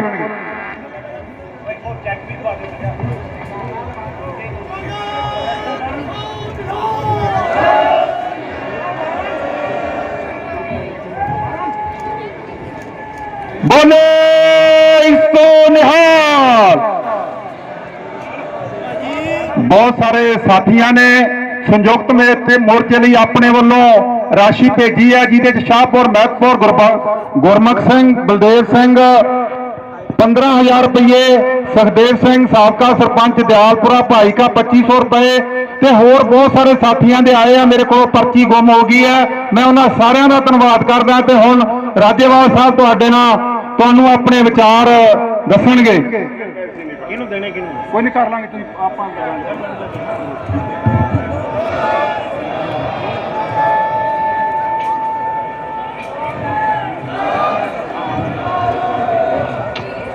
ਦੂਰੋਂ ਨੇੜਿਓਂ ਆਏ ਮੇਰੇ ਬਹੁਤ ਹੀ ਸਤਿਕਾਰਯੋਗ ਕਿਸਾਨ ਭਰਾਵੋ, ਬੀਬੀਓ, ਨੌਜਵਾਨੋ, ਸਟੇਜ ਤੇ ਬੈਠੇ ਕਿਸਾਨ ਮੋਰਚੇ ਦੇ ਆਗੂ ਸਾਹਿਬਾਨ, ਸਭ ਤੋਂ ਪਹਿਲਾਂ ਮੈਂ ਫਤਿਹ ਅਰਜ਼ ਕਰਦਾ ਹਾਂ। ਵਾਹਿਗੁਰੂ ਜੀ ਕਾ ਖਾਲਸਾ, ਵਾਹਿਗੁਰੂ ਜੀ ਕੀ ਫਤਿਹ। ਇਸ ਵੇਲੇ ਸਾਰਾ ਦੇਸ਼ ਇੱਕ ਅੰਦੋਲਨ ਵਿੱਚ ਹੈ। ਭਾਵੇਂ ਸਰਕਾਰ ਨੂੰ ਦਿਸਦਾ ਵੀ ਹੈ ਤੇ ਉਸ ਅੰਦੋਲਨ ਨੂੰ ਸਰਕਾਰ ਸਿਰਫ ਪੰਜਾਬ ਦਾ ਅੰਦੋਲਨ ਕਹੀ ਜਾ ਰਹੀ ਹੈ। ਅਸਲ ਵਿੱਚ ਇਹਦੇ ਪਿੱਛੇ ਵੀ ਇੱਕ ਕਹਾਣੀ ਹੈ। ਪੰਜਾਬ ਇਸ ਅੰਦੋਲਨ ਦਾ ਧੁਰਾ ਹੈ, ਇਹ ਤੋਂ ਇਨਕਾਰ ਨਹੀਂ ਕੀਤਾ ਜਾ ਸਕਦਾ। ਮੈਂ ਆਪਣੀ ਗੱਲ ਸ਼ੁਰੂ ਕਰਨ ਤੋਂ ਪਹਿਲਾਂ ਇੱਕ ਕਹਾਣੀ ਜਿਹੜੀ ਮੇਰੇ ਨਾਲ ਬੀਤੀ, ਜਿਹੜਾ ਇਸ ਅੰਦੋਲਨ ਦਾ ਆਧਾਰ ਬਣਿਆ, ਉਹ ਤੁਹਾਡੇ ਨਾਲ ਸ਼ੇਅਰ ਕਰਨੀ ਚਾਹਾਂਗਾ। ਅਕਤੂਬਰ 2017 ਵਿੱਚ ਨੀਤੀ ਆਯੋਗ ਨੇ ਇੱਕ ਦਿੱਲੀ ਮੀਟਿੰਗ ਸੱਦੀ। ਉਹਦੇ ਵਿੱਚ ਉੱਤਰੀ ਭਾਰਤ ਚੋਂ ਮੈਨੂੰ ਸੱਦਿਆ ਗਿਆ, ਇੱਕ ਕਿਸਾਨ ਨੇਤਾ ਰਾਜਸਥਾਨ ਤੋਂ ਤੇ ਇੱਕ ਕਿਸਾਨ ਨੇਤਾ ਮਹਾਰਾਸ਼ਟਰ ਤੋਂ। ਉਹਦੇ 'ਚ ਕੋਈ 100 ਸੱਜਣ ਹਾਜ਼ਰ ਸੀ। ਬਹੁਤੇ ਕੰਪਨੀਆਂ ਦੇ ਮਾਲਕ ਆ, ਉਹਨਾਂ ਦੇ CEO ਜਾਂ ਫਿਰ ਉੱਥੇ ਸਰਕਾਰੀ ਅਰਥਸ਼ਾਸਤਰੀ ਤੇ ਅਧਿਕਾਰੀ ਸਨ। ਮੁੱਦਾ ਸੀ ਖੇਤੀ 'ਚ ਖੜੋਤ ਆ ਗਈ, ਇਹਨੂੰ ਕਿਵੇਂ ਦਰੁਸਤ ਕੀਤਾ ਜਾਏ। ਸਾਰਾ ਗਿਣੀ ਮਿਤੀ ਖੇਡ ਸੀ। ਸਭ ਤੋਂ ਪਹਿਲਾਂ ਇੱਕ ਸਰਕਾਰੀ ਅਰਥਸ਼ਾਸਤਰੀ ਉੱਠਿਆ, ਉਹਨੇ ਕਿਹਾ ਵੀ ਖੇਤੀ 'ਚ ਖੜੋਤ ਆ ਗਈ, ਇਹਦੀ ਖੜੋਤ ਤੋੜਨ ਲਈ ਇਨਵੈਸਟਮੈਂਟ ਚਾਹੀਦੀ ਹੈ, ਪੈਸਾ ਚਾਹੀਦਾ ਹੈ। ਕਿਸਾਨ ਦੇ ਕੋਲ ਕੁਝ ਨਹੀਂ, ਉਹ ਖੁਦਕੁਸ਼ੀਆਂ ਕਰ ਰਹੇ ਨੇ। ਇਸ ਲਈ ਬੇਨਤੀ ਕੀਤੀ ਜਾਵੇ ਵੱਡੀਆਂ ਕੰਪਨੀਆਂ ਨੂੰ, ਕਾਰਪੋਰੇਟਸ ਨੂੰ, ਉਹ ਖੇਤੀ 'ਚ ਇਨਵੈਸਟਮੈਂਟ ਕਰਨ, ਪੈਸਾ ਲਾਉਣ। ਉਸ ਤੋਂ ਤੁਰੰਤ ਬਾਅਦ ਇੱਕ ਕੰਪਨੀ ਦਾ CEO ਉੱਠਿਆ। ਮੈਂ ਜਿਸ ਤਰ੍ਹਾਂ ਪਹਿਲਾਂ ਕਿਹਾ ਗਿਣੀ ਮਿਤੀ ਖੇਡ ਸੀ, ਉਹਨੇ ਉੱਠਦਿਆਂ ਹੀ ਕਿਹਾ ਅਸੀਂ ਪੈਸਾ ਲਾਉਣ ਲਈ ਤਿਆਰ ਹਾਂ, ਪਰ ਸਾਡੀਆਂ ਕੁਝ ਸ਼ਰਤਾਂ ਨੇ। ਸ਼ਰਤ ਕੀ ਹੈ? ਉਹ ਕਹਿੰਦਾ ਵੀ ਸਾਨੂੰ 5-5, 7-7 ਹਜ਼ਾਰ ਏਕੜ ਦੇ ਜ਼ਮੀਨ ਦੇ ਕਲਸਟਰ ਬਣਾ ਕੇ ਦੇ ਦਿਓ, ਜਿਹਨੂੰ ਆਪਾਂ ਕਹਿੰਦੇ ਫਲਾਣੇ ਕੋਲ 20 ਕਿੱਲੇ ਦਾ ਟੱਕ ਹੈ, ਫਲਾਣੇ ਦਾ 10 ਕਿੱਲੇ ਦਾ ਟੱਕ ਹੈ। 5-5, 7-7 ਹਜ਼ਾਰ ਏਕੜ ਦੇ ਕਲਸਟਰ ਬਣਾ ਕੇ ਦੇ ਦਿਓ, ਉਹਦਾ ਠੇਕਾ ਸਰਕਾਰ ਤੈਅ ਕਰ ਦੇ, ਅਸੀਂ ਸਰਕਾਰੀ ਖਜ਼ਾਨੇ 'ਚ ਜਮ੍ਹਾਂ ਕਰ ਦਿਆਂਗੇ ਤੇ ਸਰਕਾਰ ਅੱਗੇ ਕਿਸਾਨ ਨੂੰ ਦੇ ਦੇ। ਪਰ ਸ਼ਰਤ ਇਹ ਹੈ ਕਿਸਾਨ ਸਾਡੇ ਕੰਮ 'ਚ ਦਖਲ ਨਾ ਦੇ। 50 ਸਾਲ ਵਾਸਤੇ ਸਾਨੂੰ ਇਹ ਜ਼ਮੀਨ ਸੰਭਾਲ ਦਿਓ, 50 ਸਾਲ ਦਾ ਠੇਕਾ ਸਾਡੇ ਨਾਲ ਲਿਖਤੀ ਕਰ ਲਓ। 50 ਸਾਲਾਂ 'ਚ 3 ਪੁਸ਼ਤਾਂ ਕੰਮ ਕਰਨ ਵਾਲੀਆਂ ਬਦਲ ਜਾਂਦੀਆਂ। ਉਹ ਕਹਿੰਦੇ ਬਈ ਸਾਡੇ ਜੇ ਖੇਤ ਵਿੱਚ ਕੰਮ ਕਰਨਾ ਕਿਸਾਨ ਨੇ ਤਾਂ ਮਜ਼ਦੂਰ ਬਣ ਕੇ ਕੰਮ ਕਰੇ। ਮੀਟਿੰਗ ਚੱਲਦੀ ਰਹੀ, ਜਿਹੜਾ ਉੱਠੇ ਇਹੀ ਗੱਲ, ਜਿਹੜਾ ਉੱਠੇ ਇਹੀ ਗੱਲ। ਮੇਰੀ ਵਾਰੀ ਆਈ, ਨੰਬਰ ਕੱਟਤਾ, ਇਹਨਾਂ ਦੀ ਗੱਲ ਬਾਅਦ 'ਚ ਸੁਣਾਂਗੇ। ਰਾਮਪਾਲ ਜਾਟ ਦੀ ਵਾਰੀ ਆਈ, ਉਹਦੀ ਵੀ ਕਹਿੰਦੇ ਬਾਅਦ 'ਚ ਸੁਣਾਂਗੇ। ਵਿਜੇ ਜਵੰਦੀਆ ਦੀ ਵਾਰੀ ਆਈ, ਕਹਿੰਦੇ ਬਾਅਦ 'ਚ ਸੁਣਾਂਗੇ। ਅੱਧਾ ਘੰਟਾ ਮੀਟਿੰਗ ਖਤਮ ਹੋਣ 'ਚ ਰਹਿ ਗਿਆ। ਮੈਨੂੰ ਲੱਗਿਆ ਵੀ ਇਹ ਸਾਡੀ ਹਾਜ਼ਰੀ ਲਵਾ ਕੇ ਦੇਸ਼ ਨੂੰ ਇੱਕ ਸੁਨੇਹਾ ਦੇਣਾ ਚਾਹੁੰਦੇ ਨੇ ਵੀ ਕਿਸਾਨ ਲੀਡਰ ਸਾਡੇ ਵਿੱਚ ਸੀ, ਉਹਨਾਂ ਦੀ ਹਾਜ਼ਰੀ 'ਚ ਅਸੀਂ ਇਹ ਫੈਸਲਾ ਕੀਤਾ ਹੈ। ਮੈਨੂੰ ਹੋਰ ਕੁਝ ਨਾ ਸੁਝਿਆ। ਮੈਂ ਉੱਠ ਕੇ ਇੱਕੋ ਦਰਵਾਜ਼ਾ ਸੀ ਬਾਹਰ ਨਿਕਲਣ ਲਈ, ਉਹਦੀ ਕੁੰਡੀ ਲਾ ਕੇ ਉੱਚੀ ਆਵਾਜ਼ 'ਚ ਚੇਅਰਮੈਨ ਨੂੰ ਕਿਹਾ ਵੀ ਮਿਸਟਰ ਚੇਅਰਮੈਨ ਮੇਰੇ ਵੱਲ ਧਿਆਨ ਦਿਓ, ਸਾਨੂੰ ਹਾਜ਼ਰੀ ਲਾਉਣ ਲਈ ਸੱਦਿਆ। ਮੈਨੂੰ ਕਹੀ ਜੇ ਨਹੀਂ ਆਪਕੀ ਬਾਤ ਸੁਣेंगे। ਮੈਂ ਕਿਹਾ ਅੱਧਾ ਘੰਟਾ ਰਹਿ ਗਿਆ, 3 ਅਸੀਂ ਬੰਦੇ ਆ, ਕੀ ਸਾਡੀ ਗੱਲ ਸੁਣੇਗਾ? ਮੇਰੀ ਗੱਲ ਸੁਣ ਲੈ। ਮੈਂ ਕੁੰਡੀ ਲਾਤੀ, ਜਿਹੜਾ ਤੂੰ ਸੁਨੇਹਾ ਦੇਣਾ ਚਾਹੁੰਦਾ ਮੈਂ ਆਪਣੇ ਭਾਈਚਾਰੇ ਨੂੰ ਸੁਨੇਹਾ ਦੇਣਾ ਚਾਹੁੰਦਾ। ਤੁਹਾਡੇ 'ਚ ਹਿੰਮਤ ਹੈ ਇਹ ਕੁੰਡੀ 'ਚ ਖੋਲ ਕੇ ਕੋਈ ਬਾਹਰ ਨਿਕਲ ਕੇ ਦਿਖਾਵੇ। ਤੁਸੀਂ 100 ਬੰਦਾ ਬੈਠੋ, ਮੈਨੂੰ ਕੁੱਟ ਕੇ ਤਾਂ ਨਿਕਲ ਜਾਓਗੇ। ਮੈਂ ਆਪਣੇ ਦੇਸ਼ ਵਾਸੀਆਂ ਨੂੰ, ਆਪਣੇ ਭਰਾਵਾਂ ਨੂੰ ਸੁਨੇਹਾ ਦੇਣਾ ਚਾਹੁੰਦਾ, ਤੁਹਾਡੀ ਨੀਅਤ ਕੀ ਹੈ। ਉਸ ਤੋਂ ਬਾਅਦ ਹੋਈ ਮੀਟਿੰਗ, 2 ਘੰਟੇ ਹੋਰ ਚੱਲੀ, ਖੁੱਲਾ ਸਮਾਂ ਦਿੱਤਾ ਗਿਆ। ਮੇਰੀ ਵਾਰੀ ਆਈ, ਇੱਕ ਗੱਲ ਮੈਂ ਉੱਥੇ ਕਹਿ ਕੇ ਆਇਆ। ਮੈਂ ਕਿਹਾ ਵੀ ਪੰਜਾਬ ਦਾ ਜੱਟ, ਬਹੁਤ ਸਾਰੀਆਂ ਗੱਲਾਂ ਹੋਈਆਂ ਪਰ ਇੱਕ ਗੱਲ ਜਿਹਨੇ ਉਹਨਾਂ ਤੇ ਅਸਰ ਕੀਤਾ, ਪੰਜਾਬ ਦਾ ਜੱਟ ਤੇ ਹਰਿਆਣੇ ਦਾ ਜਾਟ, ਇਹਦੀ ਕਲਚਰ ਇੱਕ ਹੈ, ਇਹਦਾ ਸੱਭਿਆਚਾਰ ਇੱਕ ਹੈ। ਸਾਡੇ ਘਰਾਂ ਵਿੱਚ, ਪਿੰਡਾਂ ਵਿੱਚ ਵੱਸਦੇ ਆ, ਜੇ ਕੋਈ ਪਰਿਵਾਰ ਸਾਰੀ ਜ਼ਮੀਨ ਵੇਚ ਦੇ, ਅਸੀਂ ਫੇਰ ਵੀ ਉਹਦੇ ਔਲਾਦ ਨੂੰ ਕਹਿੰਦੇ ਆ ਜ਼ਿਮੀਂਦਾਰ ਦੀ ਔਲਾਦ ਹੈ। ਜਦੋਂ ਅਸੀਂ ਧੀਆਂ ਪੁੱਤਾਂ ਦੇ ਰਿਸ਼ਤੇ ਕਰਦੇ ਆ ਤਾਂ ਪਹਿਲਾਂ ਪੁੱਛਦੇ ਆ ਮੁੰਡੇ ਨੂੰ ਜ਼ਮੀਨ ਕਿੰਨੀ ਆਉਂਦੀ ਹੈ।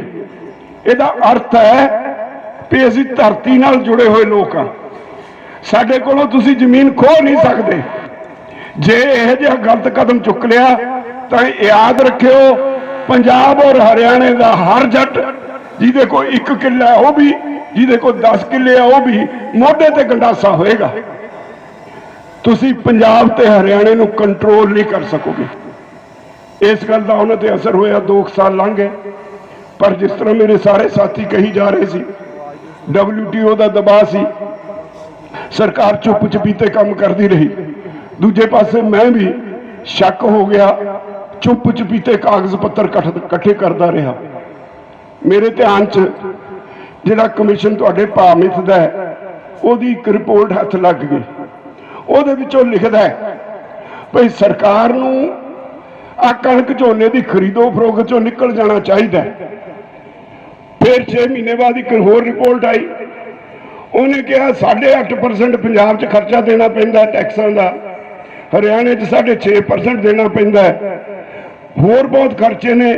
ਸਰਕਾਰ ਦਾ ਕੰਮ ਵਪਾਰ ਕਰਨਾ ਨਹੀਂ ਹੁੰਦਾ। ਇਸ ਕਰਕੇ ਸਰਕਾਰ ਕਣਕ ਝੋਨੇ ਦੀ ਖਰੀਦ ਵਿੱਚੋਂ ਨਿਕਲੇ, ਇਹ ਕਾਰਪੋਰੇਟ ਹਾਊਸਿਸ ਦੇ ਹਵਾਲੇ ਕੀਤਾ ਜਾਏ। ਇੱਕ ਚਿੱਠੀ ਮੇਰੇ ਹੱਥ ਲੱਗ ਗਈ ਪ੍ਰਧਾਨ ਮੰਤਰੀ ਦੇ ਦਫ਼ਤਰ ਦੀ, ਸੂਬਾ ਸਰਕਾਰਾਂ ਦੇ ਮੁੱਖ ਮੰਤਰੀਆਂ ਨੂੰ ਆਈ। ਉਹ ਚਿੱਠੀ 'ਚ ਲਿਖਿਆ ਸੀ, ਪੰਜਾਬ ਸਰਕਾਰ ਦੀ ਪੰਜਾਬ ਦੇ ਮੁੱਖ ਮੰਤਰੀ ਨੂੰ ਵੀ ਆਈ। ਉਹਦੇ 'ਚ ਲਿਖਿਆ ਸੀ ਜੇ ਅਸੀਂ ਕਣਕ ਝੋਨਾ ਨਾ ਖਰੀਦੀਏ ਤੇ ਮਾਰਕੀਟ 'ਚ ਜਿੰਨਾ ਘੱਟ ਭਾਅ ਤੇ ਵਿਕੇ, ਸਰਕਾਰ ਉਹ ਪੈਸੇ ਆਪਣੇ ਕੋਲੋਂ ਦੇ ਭਾਵੰਤਰ ਸਕੀਮ 'ਚ। ਤੇ ਤੁਹਾਡੀ ਕੀ ਰਾਏ ਹੈ? ਪੰਜਾਬ ਸਰਕਾਰ ਨੇ ਭਾਵੇਂ ਉਹ ਰੱਦ ਕਰ ਦਿੱਤੀ, ਪਰ ਇਸ ਚਿੱਠੀ ਦੇ ਨਾਲ ਮੈਂ ਚੌਂਕਿਆ। ਮੈਂ ਕਿਹਾ ਵੀ ਇਹ ਸਿੱਧੀ ਭੱਜਣ ਵਾਲੀ ਗੱਲ ਹੈ। ਮੈਂ ਸਾਰੇ ਕਾਗਜ਼ ਇਕੱਠੇ ਕਰਕੇ ਪਿਛਲੇ ਸਾਲ 17 ਫਰਵਰੀ ਨੂੰ ਸਾਰੀਆਂ ਸਿਆਸੀ ਪਾਰਟੀਆਂ ਦੇ ਵੱਡੇ ਲੀਡਰ ਇਕੱਠੇ ਕਰ ਲਏ। ਕਿਸਾਨ ਭਵਨ 'ਚ ਇੱਕ ਸੈਮੀਨਾਰ ਕੀਤਾ, ਸਾਰਿਆਂ ਨੂੰ ਕਿਹਾ, ਉਹ ਕਾਗਜ਼ ਦਿੱਤੇ ਸਾਰਿਆਂ ਨੂੰ ਫੋਟੋ ਕਾਪੀਆਂ ਕਰਕੇ। ਉਹਨਾਂ ਨੂੰ ਕਿਹਾ ਪਹਿਲਾਂ ਇਹਨਾਂ ਨੂੰ ਪੜ੍ਹੋ, ਉਹਦੇ ਬਾਅਦ ਬੋਲਿਓ। ਮੈਂ ਹਰ ਇੱਕ ਤੇ ਕੋਈ ਨਾ ਕੋਈ ਸਵਾਲ ਕਰਦਾ ਸੀ ਬੋਲਣ ਤੋਂ ਪਹਿਲਾਂ। ਕਾਂਗਰਸ ਦੀ ਵਾਰੀ ਆਈ, ਸੁਨੀਲ ਜਾਖੜ ਨੂੰ ਮੈਂ ਕਿਹਾ, ਮੈਂ ਕਿਹਾ ਜਾਖੜ ਸਾਹਿਬ ਦੱਸਿਓ ਕਿੰਨਾ ਕੁ ਦਬਾਅ ਹੈ ਕੇਂਦਰ ਸਰਕਾਰ ਦਾ, ਕਿੰਨਾ ਕੁ ਛੇਤੀ ਭੱਜਣ ਲੱਗੇ ਹੋ ਕਣਕ ਝੋਨੇ ਦੀ ਖਰੀਦ ਤੋਂ, ਕਿੰਨਾ ਕੁ ਛੇਤੀ ਕਿਸਾਨ ਨੂੰ ਵਿਹਲਾ ਕਰਨ ਲੱਗੇ ਹੋ। ਉਹਨੇ ਮੇਜ਼ ਤੇ ਹੱਥ ਮਾਰ ਕੇ ਕਿਹਾ MSP ਗਈ, MSP ਗਈ, MSP ਗਈ। ਅੱਗੇ ਉਹ ਮੇਰੇ ਵੱਲ ਇਸ਼ਾਰਾ ਕਰਕੇ ਸਾਰੇ ਪਾਰਟੀਆਂ ਦੇ ਲੀਡਰਾਂ ਨੂੰ ਕਹਿੰਦਾ ਭਈ ਆਹ ਬੰਦਾ ਆਪਾਂ ਨੂੰ ਹਰ 6 ਮਹੀਨੇ ਬਾਅਦ ਕਦੇ ਕਿਸਾਨ ਪਾਰਲੀਮੈਂਟ, ਕਦੇ ਕੋਈ ਸੈਮੀਨਾਰ, ਇਸ ਨੂੰ ਤੇ ਇਕੱਠੇ ਕਰਕੇ ਸਵਾਲ ਕਰਦਾ ਹੈ। ਅੱਜ ਤੱਕ ਆਪਾਂ ਇਹਦੀਆਂ ਗੱਲਾਂ ਦਾ ਜਵਾਬ ਥੋਤਾ ਜਿਹਾ ਦੇ ਕੇ ਤੁਰ ਜਾਂਦੇ ਸੀ, ਔਰ ਅਸੀਂ ਇੱਕ ਦੂਜੇ ਨੂੰ ਸਿਆਸੀ ਗਾਲਾਂ ਕੱਢੀ ਜਾਂਦੇ ਹਾਂ। ਆਹ ਜਿਹੜੇ ਅੱਜ ਇਹਨੇ ਕਾਗਜ਼ ਦਿੱਤੇ ਹੈ, ਇਹ ਮੰਗ ਕਰਦੇ ਆ ਅਸੀਂ ਗੰਭੀਰ ਹੋਈਏ। ਉਹਨੇ ਕਿਹਾ ਜੇ ਅੱਜ ਵੀ ਗੰਭੀਰ ਹੋ ਕੇ ਇਕੱਠੇ ਹੋ ਕੇ ਨਾ ਲੜੇ ਤਾਂ ਪੰਜਾਬ ਨੂੰ ਕੋਈ ਬਚਾ ਨਹੀਂ ਸਕਦਾ। ਵਿੱਚੋਂ ਅਕਾਲੀ ਦਲ ਤੋਂ ਭੁੰਦੜ ਸਾਹਿਬ ਉਹ ਬੈਠੇ, ਕਹਿੰਦੇ ਮੈਨੂੰ ਬੇਂਡੀ ਲਾਓ। ਮੈਨੂੰ ਨਹੀਂ ਅੱਜ ਤਾਈਂ ਲੱਭੇ ਬੇਂਡੀ ਲੱਗਣ ਲਈ, ਮੈਨੂੰ ਕਹਿੰਦੇ ਬੇਂਡੀ ਲਾਓ। ਸਾਰੀ ਚਰਚਾ ਹੋਈ। 24 ਫਰਵਰੀ ਨੂੰ ਮੈਂ ਚੰਡੀਗੜ੍ਹ 'ਚ ਇੱਕ ਰੈਲੀ ਰੱਖਦਾ। ਸਰਕਾਰ ਨੂੰ ਲੱਗਿਆ ਵੀ ਇੰਨਾ ਛੇਤੀ ਰੈਲੀ ਰੱਖੀ ਹੈ, ਕਿਹੜਾ ਇਕੱਠ ਹੋਣਾ ਹੈ, ਮਨਜ਼ੂਰੀ ਦੇ ਦਿੱਤੀ। ਅਸੀਂ ਪਰੇਡ ਗਰਾਊਂਡ ਵਿੱਚ ਚੰਡੀਗੜ੍ਹ ਦੇ ਵਿੱਚ ਸਾਰਾ ਪ੍ਰਬੰਧ ਕਰ ਲਿਆ। ਜਦੋਂ ਪੰਜਾਬ 'ਚੋਂ ਬੱਸਾਂ ਭਰੀਆਂ ਹੋਈਆਂ ਲੋਕਾਂ ਦੀਆਂ, ਕਿਸਾਨਾਂ ਦੀਆਂ ਜਾਣ ਲੱਗੀਆਂ, 9 ਵਜੇ ਤੱਕ ਸਰਕਾਰ ਨੂੰ ਇਹ ਅੰਦਾਜ਼ਾ ਹੋ ਗਿਆ ਵੀ ਇਹ ਹੜ ਰੋਕਿਆ ਨਹੀਂ ਜਾਣਾ। 9:30 ਵਜੇ ਸਰਕਾਰ ਨੇ ਪਾਬੰਦੀ ਲਾਤੀ। ਇਹਦੇ ਬਾਵਜੂਦ ਸਾਰੇ ਚੰਡੀਗੜ੍ਹ ਦੇ ਆਲੇ ਦੁਆਲੇ 20-20 ਕਿਲੋਮੀਟਰ ਤੱਕ ਸੜਕਾਂ ਜਾਮ ਹੋ ਗਈਆਂ। ਚੰਡੀਗੜ੍ਹ ਮੋਹਾਲੀ ਦੇ ਚੌਂਕ ਜਾਮ ਹੋ ਗਏ। ਤੁਹਾਡੇ ਚੋਂ ਕਈ ਸੱਜਣ ਗਏ ਹੋਣੇ ਤੇ ਬਹੁਤ ਸਾਰੇ ਕਿਸਾਨ 10 ਤੋਂ 15 ਕਿਲੋਮੀਟਰ ਪੈਦਲ ਤੁਰ ਕੇ ਪਰੇਡ ਗਰਾਊਂਡ 'ਚ ਪਹੁੰਚੇ। ਉਹ ਪਹਿਲਾ ਮੌਕਾ ਸੀ ਜਦੋਂ ਇਸ ਲੜਾਈ ਦਾ ਬਿਗਲ ਵੱਜਿਆ। ਉਹ ਤੋਂ ਬਾਅਦ 5 ਜੂਨ ਤੋਂ ਆਰਡੀਨੈਂਸਾਂ ਦੀ ਸ਼ਕਲ 'ਚ ਕਾਨੂੰਨ ਆਏ। ਅਸੀਂ ਵਿਰੋਧ ਕੀਤਾ। ਇੱਕ ਤੁਹਾਡੀ ਸਾਰਿਆਂ ਦੀ ਮੰਗ ਹਮੇਸ਼ਾ ਰਹੀ, ਬੱਲੇ ਬੱਲੇ ਕਿੰਨੀਆਂ ਜਥੇਬੰਦੀਆਂ ਨੇ, ਇਹ ਇਕੱਠੇ ਕਿਉਂ ਨਹੀਂ ਹੁੰਦੇ। ਮੈਂ ਆਪਣੇ ਨਾਲ ਸਾਥੀਆਂ ਨਾਲ ਗੱਲ ਕੀਤੀ, ਚਲੋ 100 ਮਤਭੇਦ ਹੋਣਗੇ, ਹੁਣ ਤਾਂ ਸਭ ਕੁਝ ਬਰਬਾਦ ਹੋਣ ਲੱਗਿਆ। ਆਪਾਂ ਅੱਜ ਵੀ ਇਕੱਠੇ ਨਹੀਂ ਹੋ ਸਕਦੇ। ਜੇ ਅੱਜ ਇਕੱਠੇ ਨਾ ਹੋਏ, ਬਰਬਾਦੀ ਤੋਂ ਬਾਅਦ ਇਕੱਠੇ ਹੋਇਓ ਨਾ ਹੋਇਓ, ਉਹਦਾ ਕੋਈ ਲਾਭ ਨਹੀਂ।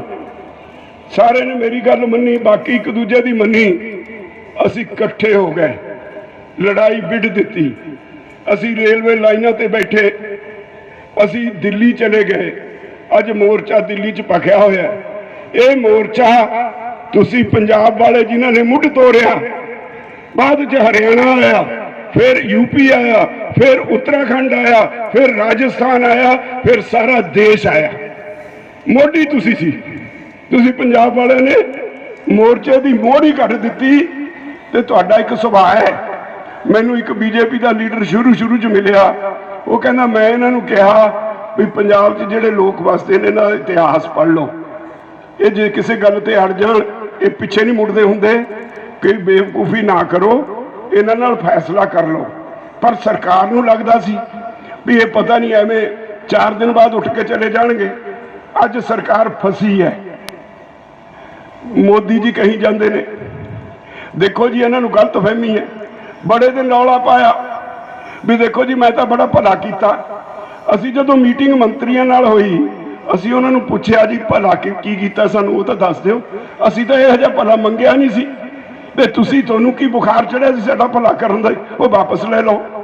ਫਿਰ ਦੂਜੀ ਗੱਲ ਕਹਿੰਦੇ ਜੀ ਅਸੀਂ ਇੱਕ ਦੇਸ਼ ਇੱਕ ਮੰਡੀ ਬਣਾਤੀ, ਤੁਸੀਂ ਕਿਤੇ ਵੀ ਆਪਣੀ ਫਸਲ ਵੇਚ ਸਕਦੇ ਹੋ।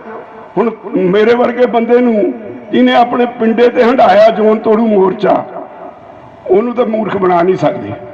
ਇੱਥੇ ਸਰ ਅਵਤਾਰ ਸਿੰਘ ਹੁੰਦੇ ਸੀ ਕੌਂਕੇ ਤੋਂ, ਸਬੱਦੀ ਤੋਂ ਸਰ ਗੁਰਚਰਨ ਸਿੰਘ ਹੁੰਦੇ ਸੀ ਚੜਾਈ ਕਰ ਗਏ, ਹਰਭਜਨ ਸਿੰਘ ਜੰਡੀ ਸੀ। ਅਸੀਂ ਸਾਰੇ ਇਕੱਠੇ ਸੀ। ਅਸੀਂ ਜੋਨ ਤੋੜੂ ਮੋਰਚਾ ਲਾਇਆ ਸੀ 1974 'ਚ, ਜਿਹਦੇ 'ਚ 1450 ਕਿਸਾਨਾਂ ਨੇ ਜੇਲ੍ਹ ਯਾਤਰਾ ਕੀਤੀ। ਪੰਜਾਬ ਦੇ ਕਿਸਾਨਾਂ ਨੂੰ ਇਜਾਜ਼ਤ ਨਹੀਂ ਸੀ ਪੰਜਾਬ ਦਾ ਬਾਰਡਰ ਕ੍ਰਾਸ ਕਰਕੇ ਆਪਣੀ ਫਸਲ ਵੇਚਣ ਦੀ। ਅਸੀਂ 5 ਕਿਲੋ ਕਣਕ ਸਿਰ ਤੇ ਰੱਖ ਕੇ ਹਿਮਾਚਲ ਵੱਲ ਨੂੰ, ਰੋਪੜ ਤੋਂ ਅੱਗੇ ਅਸੀਂ ਜਾਂਦੇ ਸੀ। ਸਾਡੇ ਤੇ ਕਣਕ ਦੀ ਸਮਗਲਿੰਗ ਦਾ ਕੇਸ ਬਣਦਾ ਸੀ ਤੇ 40 ਦਿਨ ਸਾਨੂੰ ਉਹਦੇ 'ਚ ਕੈਦ ਹੋ ਜਾਂਦੀ ਸੀ। ਕੈਦ ਕੱਟ ਕੇ ਆਏ। ਉਹਨਾਂ ਦਿਨਾਂ ਵਿੱਚ ਜਸਟਿਸ ਕੁਲਦੀਪ ਸਿੰਘ ਇੰਗਲੈਂਡ ਤੋਂ ਪੜ੍ਹ ਕੇ ਆਏ, ਵਕਾਲਤ ਪੜ੍ਹ ਕੇ ਆਏ। ਅਸੀਂ ਇਹਨਾਂ ਨੂੰ ਵਕੀਲ ਕਰਕੇ ਹਾਈ ਕੋਰਟ 'ਚ ਇੱਕ ਰਿਟ ਪਾਤੀ। ਉਸ ਰਿਟ ਦਾ ਫੈਸਲਾ ਅਕਤੂਬਰ 1976 'ਚ ਸਾਡੇ ਹੱਕ 'ਚ ਆ ਗਿਆ। ਹਾਈ ਕੋਰਟ ਨੇ ਕਿਹਾ ਕਿਸਾਨ ਜਿਹੜਾ ਮਿੱਟੀ 'ਚ ਮਿੱਟੀ ਹੋ ਕੇ ਪੈਦਾ ਕਰਦਾ ਹੈ, ਉਹਨੂੰ ਕਿਸੇ ਨੂੰ ਅਧਿਕਾਰ ਨਹੀਂ ਉਹਨੂੰ ਰੋਕਣ ਦਾ। ਉਹ ਆਪਣੀ ਫਸਲ ਜਦੋਂ ਚਾਹੇ, ਜਿੱਥੇ ਚਾਹੇ, ਜਿੰਨੀ ਚਾਹੇ, ਕਿਤੇ ਵੀ ਸਾਰੇ ਦੇਸ਼ 'ਚ ਜਾ ਕੇ ਵੇਚ ਸਕਦਾ ਹੈ। ਇਹਨੂੰ ਤੁਸੀਂ ਸਟਾਕਿਸਟ ਵੀ ਨਹੀਂ ਕਹਿ ਸਕਦੇ। ਜ਼ੋਨ ਟੁੱਟ ਗਏ। 1977 'ਚ ਜਨਤਾ ਪਾਰਟੀ ਦੀ ਸਰਕਾਰ ਆਈ। ਇੱਥੋਂ sir Jagdev Singh Talwandi member parliament ਸੀ। ਪਹਿਲੇ ਹੀ ਸੈਸ਼ਨ ਵਿੱਚ ਮਤਾ ਪਾਸ ਹੋਇਆ ਕਿ ਸਾਰੇ ਦੇਸ਼ ਦਾ ਇੱਕ ਜ਼ੋਨ ਹੋਊ। ਤਲਵੰਡੀ ਸਾਹਿਬ ਸਾਨੂੰ ਵਧਾਈਆਂ ਦੇਈ ਜਾਣ, ਯੂਨੀਅਨ ਵਾਲੇ ਤੁਹਾਨੂੰ ਵਧਾਈ, ਤੁਹਾਡਾ ਮੋਰਚਾ ਫਤਿਹ ਹੋ ਗਿਆ। ਤੇ ਮੈਂ ਮੋਦੀ ਸਾਹਿਬ ਨੂੰ ਪੁੱਛਿਆ ਵੀ ਸਾਨੂੰ ਦੱਸਿਓ ਕਿਹੜੀ ਪਾਬੰਦੀ ਸੀ ਸਾਡੇ ਤੇ, ਕਿਹੜਾ ਕਾਨੂੰਨ ਹੈ ਜਿਹਦੇ ਨਾਲ ਅਸੀਂ ਆਪਣੀ ਫਸਲ ਪੰਜਾਬ ਤੋਂ ਬਾਹਰ ਨਹੀਂ ਸੀ ਲਿਜਾ ਸਕਦੇ। ਕੋਈ ਕਾਨੂੰਨ ਨਹੀਂ। ਤੁਸੀਂ ਕਿਹੜਾ ਨਵਾਂ ਕੰਮ ਕੀਤਾ? ਹਾਂ, ਇਹ ਜ਼ਰੂਰ ਕੀਤਾ ਹੈ ਵੀ ਆਹ ਮੰਡੀ ਤਬਾਹ ਹੋ ਜਾਏ। ਜਿਹੜਾ ਦੁਨੀਆ ਦਾ ਬਿਹਤਰੀਨ ਮਾਰਕੀਟਿੰਗ ਸਿਸਟਮ ਹੈ ਪੰਜਾਬ ਔਰ ਹਰਿਆਣੇ 'ਚ, ਇਹ ਟੁੱਟ ਜਾਏ ਤੇ ਇੱਥੇ ਕਾਰਪੋਰੇਟ ਹਾਊਸਿਸ ਆਪਣੀਆਂ ਪ੍ਰਾਈਵੇਟ ਮੰਡੀਆਂ ਬਣਾ ਲੈਣ ਔਰ ਲੋਕਾਂ ਨੂੰ ਲੁੱਟਣ। ਹੌਲੀ ਹੌਲੀ ਅਮਰੀਕਾ ਵਾਂਗ ਸਾਰੀਆਂ ਜ਼ਮੀਨਾਂ ਉਹਨਾਂ ਦੇ ਹੱਥ 'ਚ ਆ ਜਾਣ। ਮੈਂ ਮੰਤਰੀਆਂ ਨੂੰ ਸਵਾਲ ਕੀਤਾ ਸੀ ਬਈ ਦੁਨੀਆ ਦਾ ਫੇਲ ਹੋਇਆ ਮਾਡਲ ਤੁਸੀਂ ਸਾਡੇ ਤੇ ਲਾਗੂ ਕਿਉਂ ਕਰਦੇ ਹੋ? ਅਮਰੀਕਾ ਵਿੱਚ ਵੱਡੀਆਂ ਕੰਪਨੀਆਂ ਕੋਲ 80% ਜ਼ਮੀਨ ਚਲੀ ਗਈ, 20% ਆਮ ਕਿਸਾਨਾਂ ਕੋਲ ਹੈ। ਤੇ ਉਹੀ ਮਾਡਲ ਜਿਹੜਾ ਉੱਥੇ ਫੇਲ ਹੋ ਗਿਆ, ਉੱਥੇ ਵਾਲਮਾਰਟ ਨੇ ਕੀ ਸਵਾਰਤਾ ਕਿਸਾਨਾਂ ਦਾ? ਬੁਰੀ ਤਰ੍ਹਾਂ ਫੇਲ ਹੋਇਆ ਮਾਡਲ ਹੈ, ਸਾਡੇ ਤੇ ਲਾਗੂ ਨਾ ਕਰੋ। ਫਿਰ ਗੱਲ ਆ ਗਈ ਜੀ ਕਾਨੂੰਨ ਤੁਹਾਨੂੰ ਸਮਝ ਨਹੀਂ ਪੈਂਦੀ। ਹੁਣ ਮੋਦੀ ਜੀ ਥਾਂ ਥਾਂ ਕਹਿੰਦੇ ਨੇ, ਉਹਨਾਂ ਦੇ ਮੰਤਰੀ ਕਹਿੰਦੇ ਨੇ ਜੀ ਕਲੌਜ਼ ਬਾਈ ਕਲੌਜ਼ ਬਹਿਸ ਕਰ ਲਓ। ਸਾਡੀ 4 ਬੰਦਿਆਂ ਦੀ ਡਿਊਟੀ ਲੱਗੀ, ਇੱਥੇ ਸੰਧੂ ਸਾਹਿਬ ਮੇਰੇ ਨਾਲ ਬੈਠੇ ਨੇ ਵੀ ਤੁਸੀਂ ਕੇਸ ਪਰ ਪੇਸ਼ ਕਰਨਾ ਹੈ। ਸਭ ਤੋਂ ਪਹਿਲਾਂ ਮੈਂ ਬੋਲਦਾ ਸੀ, ਭਰਾਵੋ 3 ਵਾਰ ਸਾਰੇ ਕਾਨੂੰਨਾਂ ਦੇ ਇੱਕ ਸੈਕਸ਼ਨ ਤੇ ਪੂਰੀ ਬਹਿਸ ਕੀਤੀ, ਔਰ ਬਹਿਸ ਕਰਦੇ ਸੀ ਜਦੋਂ ਹਰੇਕ ਸੈਕਸ਼ਨ 'ਚ ਅਸੀਂ ਨੁਕਸ ਕੱਢਦੇ ਸੀ, ਮੰਤਰੀ ਲਿਖ ਲੈਂਦੇ ਸੀ हाँ जी ये नुक्स है, इसको अमेंडमेंट करके ठीक कर देंगे। दूजा सेक्शन चक्या, हाँ ये नुक्स है, अमेंडमेंट करके ठीक कर देंगे। सारे नुक्स लिखी गए। मैं कहा जिहदे च सारे नुक्से नुक्स ने, जिहड़ा अज मोदी कहता काला की है, जे सारे कानून च काला ही काला है फिर इहनूं रखण दी की लोड़ है? क्यों बनाया ये कानून? इहनूं वापस ले लो। एक मीटिंग हुई, एक केंद्र का बहुत ही प्रभावशाली मंत्री मैनू कहता है राज्यपाल जी आपकी बात ठीक है, कानून हमने बना दिया, हमारी भी रख लो अपनी भी रख लो। मैं कहा जी की करना है? कहता इसमें इतनी अमेंडमेंट कर दो, इतनी अमेंडमेंट कर दो ये बिल्कुल इनइफेक्टिव हो जाए, इसका कोई असर ही ना रहे, एक तरफ पड़ा रहेगा।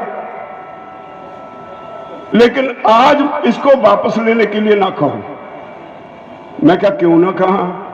हमने बहुत से सुधार किए हैं, हमने बहुत सारे लेबर के कानून बनाए हैं।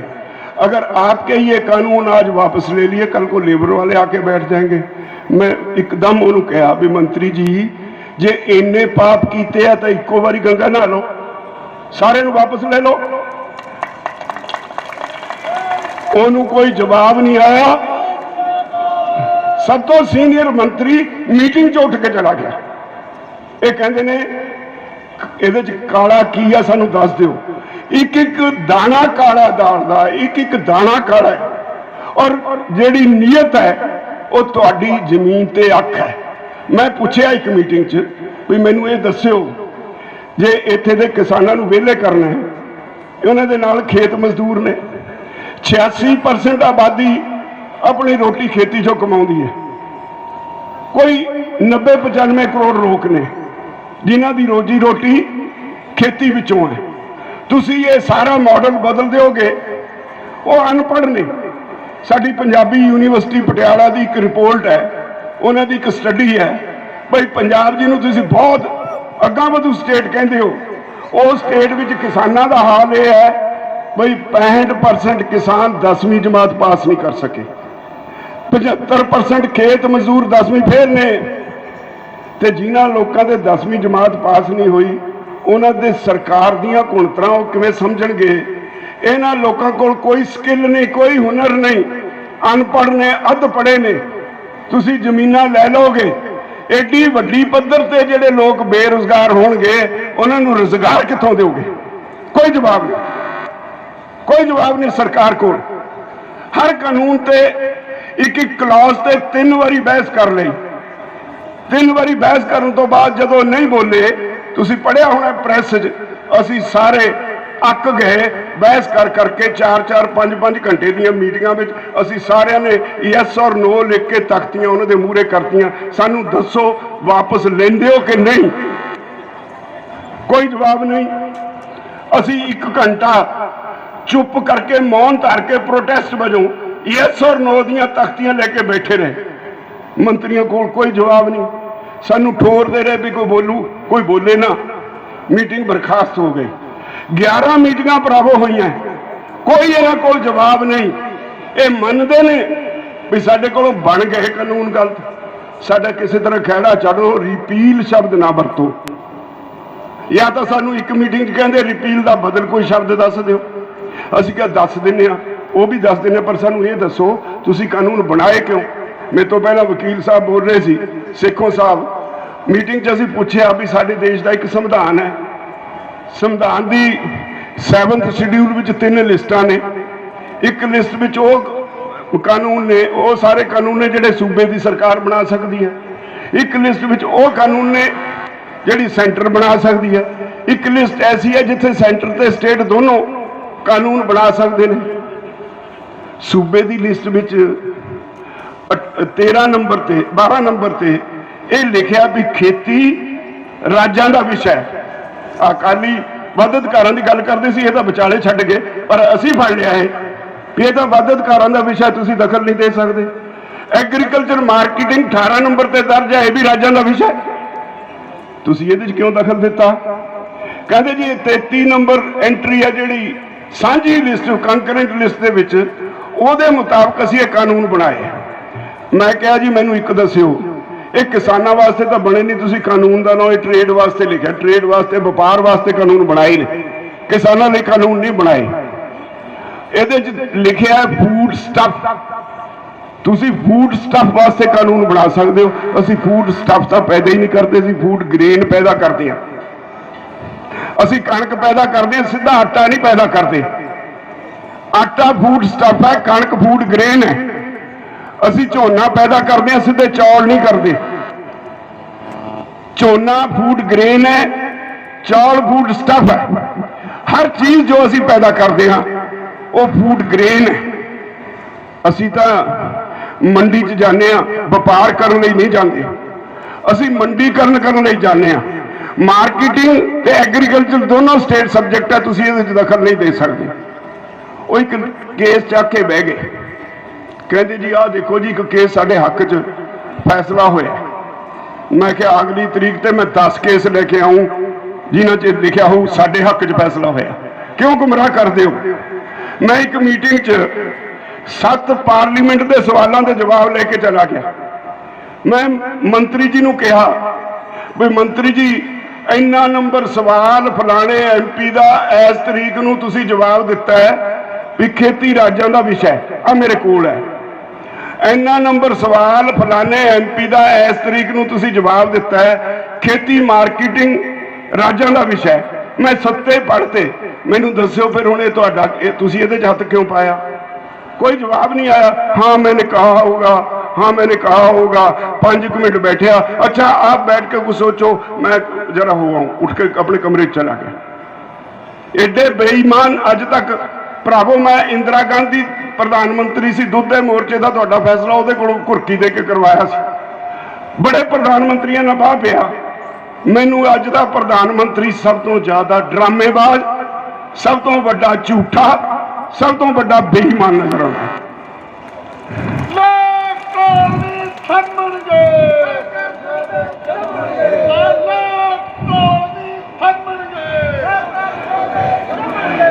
ये तो बड़ी बदकिस्मती देश की की होएगी। एक सर्वे होया, वो सर्वे प्रेस च तुसी भी पढ़िया होना, ਉਹਦੇ ਚ ਕਿਹਾ ਗਿਆ ਵੀ ਸਾਡੇ ਦੇਸ਼ ਦਾ ਪ੍ਰਧਾਨ ਮੰਤਰੀ ਇੱਕ ਦਿਨ ਵਿੱਚ 58 ਵਾਰ ਝੂਠ ਬੋਲਦਾ ਹੈ। ਮੈਂ ਕਿਹਾ ਉਹਨਾਂ ਨੂੰ, ਮੰਤਰੀਆਂ ਨੂੰ ਸਿੱਧਾ ਸਿੱਧਾ ਵੀ ਜੇ ਪ੍ਰਧਾਨ ਮੰਤਰੀ ਝੂਠ ਬੋਲਦਾ, ਤੁਹਾਡਾ ਵੀ ਫਾਰਮੂਲਾ ਇਹੀ ਹੈ, ਝੂਠ ਬੋਲੋ ਝੂਠ ਬੋਲੋ ਝੂਠ ਬੋਲੋ ਤਾਂ ਕਿ ਉਹ ਸੱਚ ਬਣ ਜਾਏ। ਤੁਸੀਂ ਝੂਠ ਨੂੰ ਸੱਚ ਬਣਾਉਣਾ ਚਾਹੁੰਦੇ ਹੋ। ਬੜੀਆਂ ਸਿੱਧੀਆਂ ਸਿੱਧੀਆਂ ਗੱਲਾਂ ਹੁੰਦੀਆਂ ਨੇ। ਪਰ ਮੈਨੂੰ ਅਫਸੋਸ ਹੈ, ਆ ਪਾਰਲੀਮੈਂਟ ਵਿੱਚ ਸਾਡਾ ਪ੍ਰਧਾਨ ਮੰਤਰੀ ਬੋਲਿਆ 3 ਦਿਨ ਪਹਿਲਾਂ, ਸਾਰੀ ਦੁਨੀਆ ਨੇ ਸੁਣਿਆ। ਭਰਾਵੋ, ਪ੍ਰਧਾਨ ਮੰਤਰੀ ਦੇਸ਼ ਦਾ ਚਿਹਰਾ ਹੁੰਦਾ ਹੈ। ਦੁਨੀਆ 'ਚ ਉਹਦੇ ਇੱਕ ਇੱਕ ਸ਼ਬਦ ਤੇ ਵਿਚਾਰ ਹੁੰਦਾ ਹੈ। ਜੋ ਉਹਦੇ ਮੂੰਹੋਂ ਨਿਕਲਦਾ ਉਹਨੂੰ ਲੋਕ ਤੇ ਦੁਨੀਆ ਘੋਖਦੀ ਹੈ। ਸਾਡੇ ਪ੍ਰਧਾਨ ਮੰਤਰੀ ਨੇ ਸਾਨੂੰ ਗਾਲਾਂ ਕੱਢੀਆਂ, ਡਿਪਲੋਮੈਟਿਕ ਗਾਲਾਂ। ਸਾਡੇ ਪ੍ਰਧਾਨ ਮੰਤਰੀ ਨੇ ਜਿਹੜਾ ਕਹਿੰਦਾ ਸੀ, ਪਹਿਲਾਂ ਕਹਿੰਦੇ ਸੀ, मैं हैरान हाँ, तुहाडे लिए खुशी की गल दसदा, असी 2-3 मीटिंगां जदों भजाए ना, जिहड़े पंजाब के अफसर गए सी, उन्होंने कहते यार असी तो समझते सी किसानों के लीडर एवें हुंदे आ, ये तो सानू घुमाई फिरदे आ। ये तुहाडे लिए वधाई की गल है। तुहाडे नुमाइंदे उन्होंने अपना लोहा मनाया।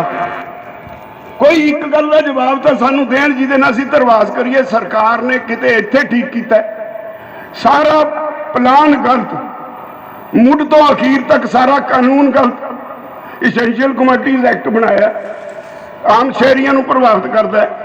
1955 ਦਾ ਕਾਨੂੰਨ ਹੈ, ਜਿੰਨੀਆਂ ਵਪਾਰੀ ਤੇ ਪਾਬੰਦੀਆਂ ਸੀ ਸਾਰੀਆਂ ਹੀ ਖਤਮ ਕਰਤੀਆਂ। ਐਗਰੀਕਲਚਰ ਮਾਰਕੀਟਿੰਗ ਵਾਸਤੇ ਕਾਨੂੰਨ ਬਣਾਇਆ ਹੈ, ਕਹਿੰਦੇ ਕੋਈ ਟੈਕਸ ਨਹੀਂ, ਕੋਈ ਲਾਇਸੈਂਸ ਨਹੀਂ, ਕੋਈ ਕੋਰਟ 'ਚ ਨਹੀਂ ਜਾ ਸਕਦਾ, ਜੇ ਤੁਹਾਡੇ ਪੈਸੇ ਦੱਬ ਜੇ ਤੁਸੀਂ ਕੋਰਟ 'ਚ ਵੀ ਨਹੀਂ ਜਾ ਸਕਦੇ, ਖੁੱਲੀ ਛੁੱਟੀ।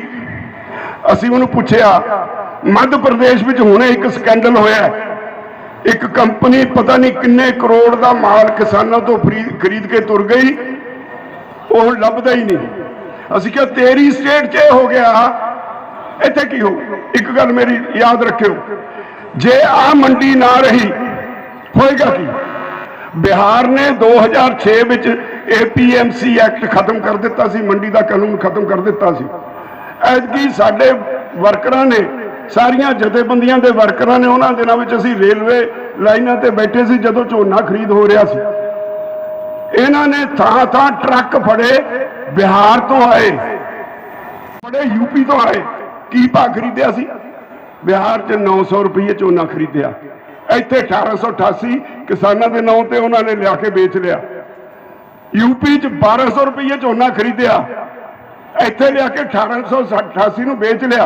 ਹੁਣ ਉਹ ਕਹਿੰਦੇ ਨਹੀਂ 2 ਲੱਖ ਟਨ ਪੰਜਾਬ 'ਚ ਖਰੀਦ ਹੋ ਗਈ। ਪੰਜਾਬ ਦੇ ਰਕਬੇ ਤੋਂ ਤਾਂ ਦੇਖ ਲਓ ਕਿੰਨਾ ਝੋਨਾ ਹੋ ਸਕਦਾ ਹੈ, 180-85 ਲੱਖ ਟਨ ਹੋ ਸਕਦਾ ਹੈ। ਜਿਹੜਾ ਬਾਕੀ ਝੋਨਾ ਆਇਆ ਉਹ ਬਿਹਾਰ ਔਰ UP ਤੋਂ ਆ ਕੇ ਇੱਥੇ ਵਿਕਿਆ। ਇਹ ਵੀ ਅਗਲੀ ਗੱਲ ਮੈਂ ਜਿਹੜੀ ਤੁਹਾਨੂੰ ਕਹਿਣੀ ਚਾਹੁੰਦਾ, ਜੇ ਤੁਹਾਡੀ ਮੰਡੀ ਨਾ ਰਹੀ, ਮੈਨੂੰ ਇਸ ਗੱਲ ਦੀ ਚਿੰਤਾ ਹੈ, ਤੁਹਾਡੇ ਕੋਲ ਮੰਡੀ ਵਾਸਤੇ ਨਹੀਂ, ਮਾਰਕੀਟੇਬਲ ਸਰਪਲਸ ਕਹਿੰਦੇ ਨੇ ਸ਼ਬਦ, ਤੁਹਾਡੇ ਕੋਲ 135 ਲੱਖ ਟਨ ਕਣਕ ਮਾਰਕੀਟੇਬਲ ਸਰਪਲਸ ਪਈ ਹੈ। ਤੁਸੀਂ ਪਹਿਲਾਂ ਆਪਣੇ ਘਰ ਖਾਣ ਜੋਗੀ ਸਾਲ ਦੀ ਰੱਖ ਦਿਓ, ਬਾਕੀ ਮੰਡੀ 'ਚ ਵੇਚਦੇ ਨੂੰ ਮਾਰਕੀਟੇਬਲ ਸਰਪਲਸ ਕਹਿੰਦੇ ਆ। ਬਾਕੀ ਸੂਬਿਆਂ ਵਿੱਚ ਜਿੱਥੇ ਹੈ ਹੀ ਕੁਝ ਨਹੀਂ, ਉਹ ਸਾਰੀ ਵੇਚ ਦਿੰਦੇ ਆ, ਫਿਰ ਮੁੱਲ ਲੈ ਕੇ ਖਾਂਦੇ ਆ। ਤੁਸੀਂ ਮੁੱਲ ਨਹੀਂ ਲੈਂਦੇ, ਤੁਸੀਂ ਆਪਣੀ ਕਣਕ ਪਹਿਲਾਂ ਘਰ ਜੋਗੀ ਰੱਖ ਕੇ ਵੇਚ ਦਿਓ। ਮਾਰਕੀਟੇਬਲ ਸਰਪਲਸ 135 ਲੱਖ ਟਨ ਕਣਕ ਹੈ, 185 ਲੱਖ ਟਨ ਝੋਨਾ ਤੁਹਾਡੇ ਕੋਲ ਵੇਚਣ ਨੂੰ ਮੰਡੀਆਂ 'ਚ ਹੈ। ਜੇ ਇਹ ਮੰਡੀ ਟੁੱਟ ਗਈ ਤਾਂ ਫਿਰ ਤੁਹਾਡੇ ਝੋਨੇ ਨੂੰ ਕਿਸੇ ਨੇ ਐਡਾ ਸਰਪਲਸ ਝੋਨਾ, ਇਹਨੂੰ ਕਿਸੇ ਨੇ 700 ਨੂੰ ਨਹੀਂ ਪੁੱਛਣਾ। ਹੁਣ ਨਵੀਂ ਮੰਡੀ ਬਣ ਗਈ, ਕਹਿੰਦਾ 2 ਮੰਡੀਆਂ ਬਣਾਤੀਆਂ, 2 ਮੰਡੀਆਂ, ਇੱਕ ਪ੍ਰਾਈਵੇਟ ਮੰਡੀ ਅੰਬਾਨੀ ਅਡਾਨੀ ਦੀ, ਕਾ ਤੁਹਾਡੀ APMC, ਉਹਨੂੰ ਕਹਿੰਦਾ ਟੈਕਸ ਫ੍ਰੀ ਹੈ। ਸਿੱਧੀ ਜੀ ਮਿਸਾਲ ਦਿੰਦਾ ਮੈਂ ਤੁਹਾਨੂੰ, ਉਹਨੂੰ 164 ਰੁਪਏ ਕੁਇੰਟਲ ਕਣਕ ਦੇ ਉੱਤੇ ਟੈਕਸ ਦੀ ਛੋਟ ਦਿੱਤੀ। ਦੁਨੀਆ 'ਚ ਜਿਹੜੇ ਵੱਡੇ ਕਾਰਪੋਰੇਟ ਹਾਊਸਿਸ ਨੇ, ਉਹ ਜਦੋਂ ਮਾਰਕੀਟ 'ਚ ਆਉਂਦੇ ਨੇ, ਜਿਹੜਾ ਉਹਨਾਂ ਦੇ ਮੁਕਾਬਲੇ ਤੇ ਹੁੰਦਾ ਉਹਨੂੰ ਪਹਿਲਾਂ ਮਾਰਨਾ ਹੁੰਦਾ ਉਹਨਾਂ ਨੇ। ਉਹ ਬਜਟ ਰੱਖਦੇ ਨੇ 500 ਕਰੋੜ 1000 ਕਰੋੜ, ਉਹਨਾਂ ਵਾਸਤੇ 5-10 ਰੁਪਏ ਹੁੰਦਾ, ਉਹਦੇ ਨਾਲ ਆਪਣੇ ਜਿਹੜਾ ਮੁਕਾਬਲਾ ਕਰਨ ਵਾਲਾ ਉਹਨੂੰ ਭਜਾਉਣਾ ਹੁੰਦਾ। ਪਰ ਇੱਥੇ ਤਾਂ ਸਰਕਾਰ ਨਹੀਂ ਪੈਸੇ ਦਿੱਤੇ 164 ਰੁਪਏ, ਉਹ ਤੁਹਾਨੂੰ 64 ਰੁਪਏ ਦੇਗਾ ਆਪਣੇ ਜਿਹੜੇ ਟੈਕਸਾਂ ਦੀ ਛੋਟ ਹੋਗੀ। ਤੁਸੀਂ 64 ਰੁਪਏ ਦੇ ਲਾਲਚ ਵਿੱਚ ਉਹਦੇ ਕੋਲ ਵੇਚੋਗੇ ਆਪਣੀ ਕਣਕ। ਆ ਜਿਹੜਾ ਅੰਦਰ ਆੜਤੀ ਬੈਠਾ ਹੈ, ਇਹ 1 ਸਾਲ 2 ਸਾਲ 3 ਸਾਲ ਵੱਧ ਤੋਂ ਵੱਧ ਇਹਦੀ ਕਪੈਸਿਟੀ ਇੰਨੀ ਦੇਰ ਰੁਕੂ। ਇਹ ਪੈਸੇ ਵਾਲੇ ਲੋਕ ਨੇ, ਇਹ ਤਾਂ ਕੋਈ ਹੋਰ ਧੰਦਾ ਕਰ ਲੈਣਗੇ। ਤੇ ਜਦੋਂ ਤੂੰ ਇਹ ਤੁਰ ਗਿਆ, ਉਹਨੂੰ ਪਤਾ ਵੀ ਮੇਰੀ ਹੁਣ ਮਨੋਪਲੀ ਹੈ, ਫਿਰ ਨੱਕ ਬੁੱਲ ਮਾਰ ਕੇ 700 ਰੁਪਏ ਝੋਨਾ ਆ ਜਾਓ। ਮੈਂ ਇਸੇ ਲਈ ਤੁਹਾਨੂੰ ਬੇਨਤੀ ਕਰਦਾ, ਆਹ ਮੰਡੀ ਰਹਿਣੀ ਜ਼ਰੂਰੀ ਹੈ।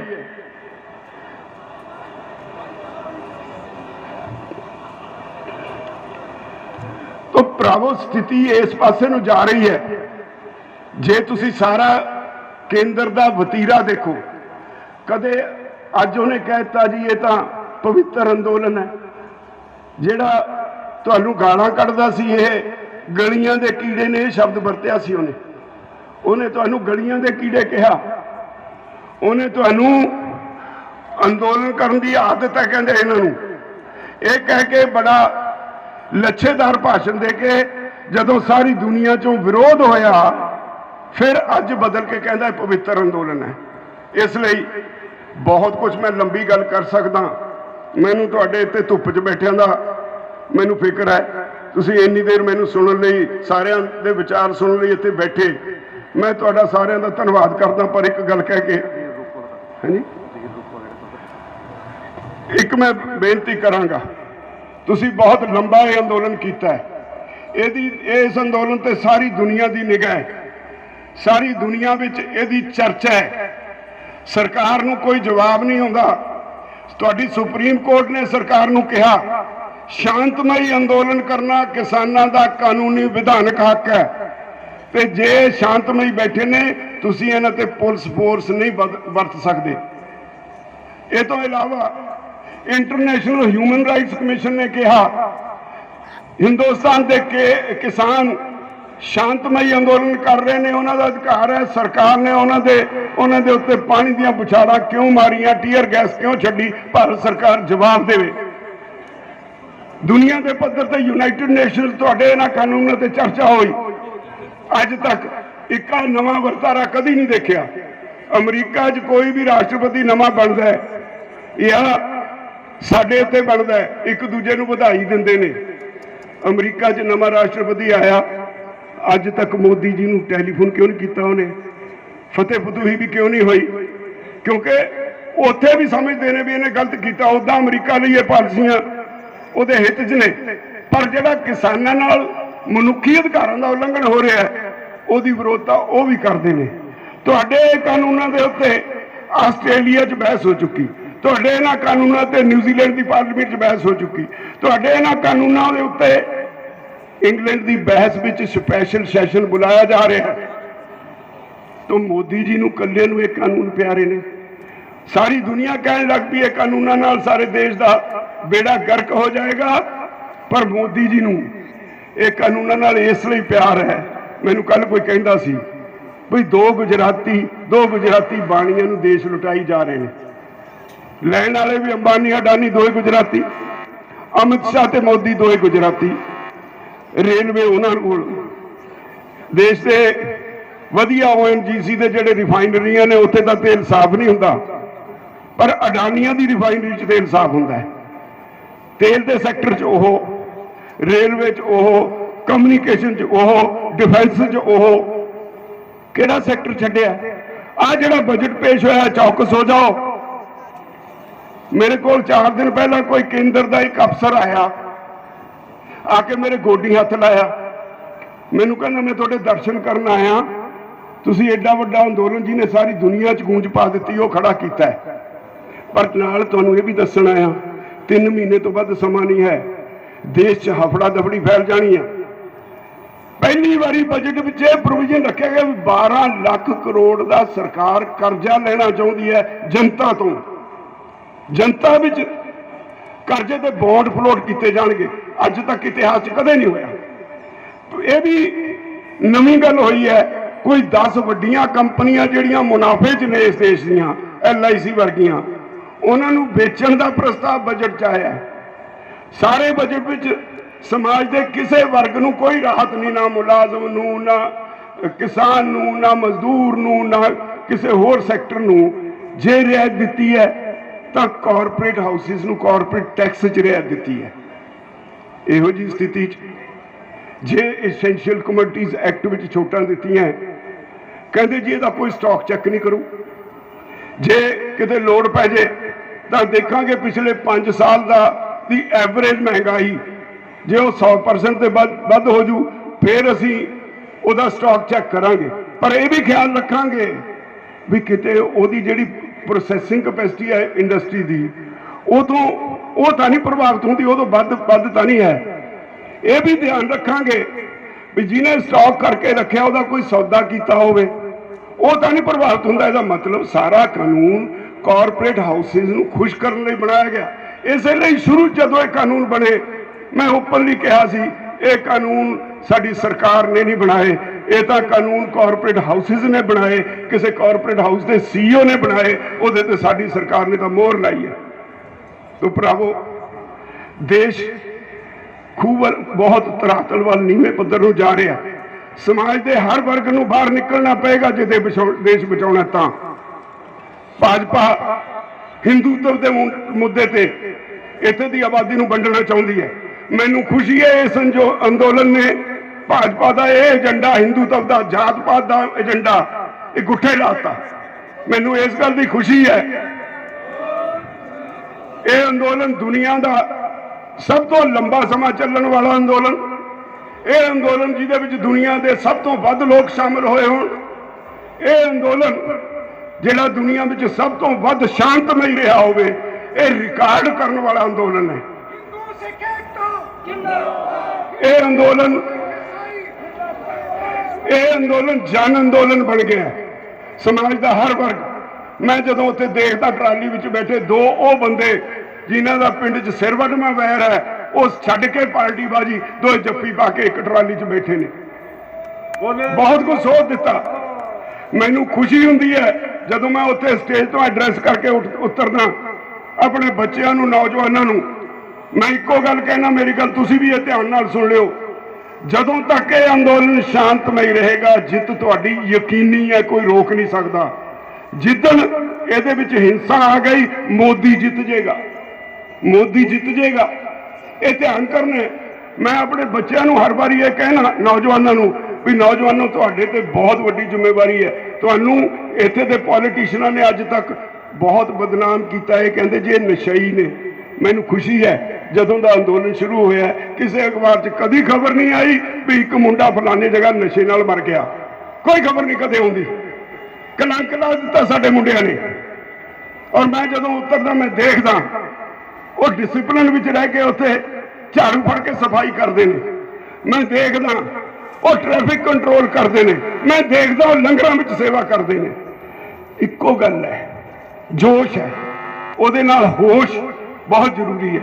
ਜੋਸ਼ ਤੇ ਹੋਸ਼ ਕਾਇਮ ਰੱਖ ਕੇ ਜਦੋਂ ਤੁਸੀਂ ਲੜੋਗੇ, ਸ਼ਾਂਤਮਈ ਰਹਿ ਕੇ ਲੜੋਗੇ, ਦੁਨੀਆ ਦੀ ਕੋਈ ਤਾਕਤ ਤੁਹਾਨੂੰ ਹਰਾਉਣ ਵਾਲੀ ਜੰਮੀ ਨਹੀਂ ਹੈ। ਮੈਂ ਗਰੰਟੀ ਦੇਣਾ। ਅਸੀਂ ਸਿੱਧ ਕਰ ਚੁੱਕੇ ਹਾਂ ਇਹ ਤਿੰਨੇ ਕਾਨੂੰਨ ਕਾਲੇ ਨੇ। ਅਸੀਂ ਸਿੱਧ ਕਰ ਚੁੱਕੇ ਹਾਂ ਸਰਕਾਰ ਬੇਈਮਾਨ ਹੈ। ਇਸ ਲਈ ਤੁਹਾਨੂੰ ਇਹ ਬੇਨਤੀ ਹੈ, ਇੱਕ ਝਟਕਾ ਸੀ ਸਰਕਾਰ ਨੇ ਦਿੱਤਾ ਅੰਦੋਲਨ ਨੂੰ, ਉਹ ਝਟਕੇ ਦੇ ਬਾਅਦ ਤੁਸੀਂ ਫੇਰ ਖੜੇ ਹੋ ਗਏ। ਅੱਜ ਫੇਰ ਆਪਣੇ ਜੋਬਨ ਤੇ ਹੈ ਅੰਦੋਲਨ। ਸਰਕਾਰ ਜੇ ਲੰਬਾ ਟੈਸਟ ਲੈਣਾ ਚਾਹੁੰਦੀ ਹੈ ਸਾਡਾ, ਅਸੀਂ ਪਿੱਛੇ ਨਹੀਂ ਹਟਾਂਗੇ।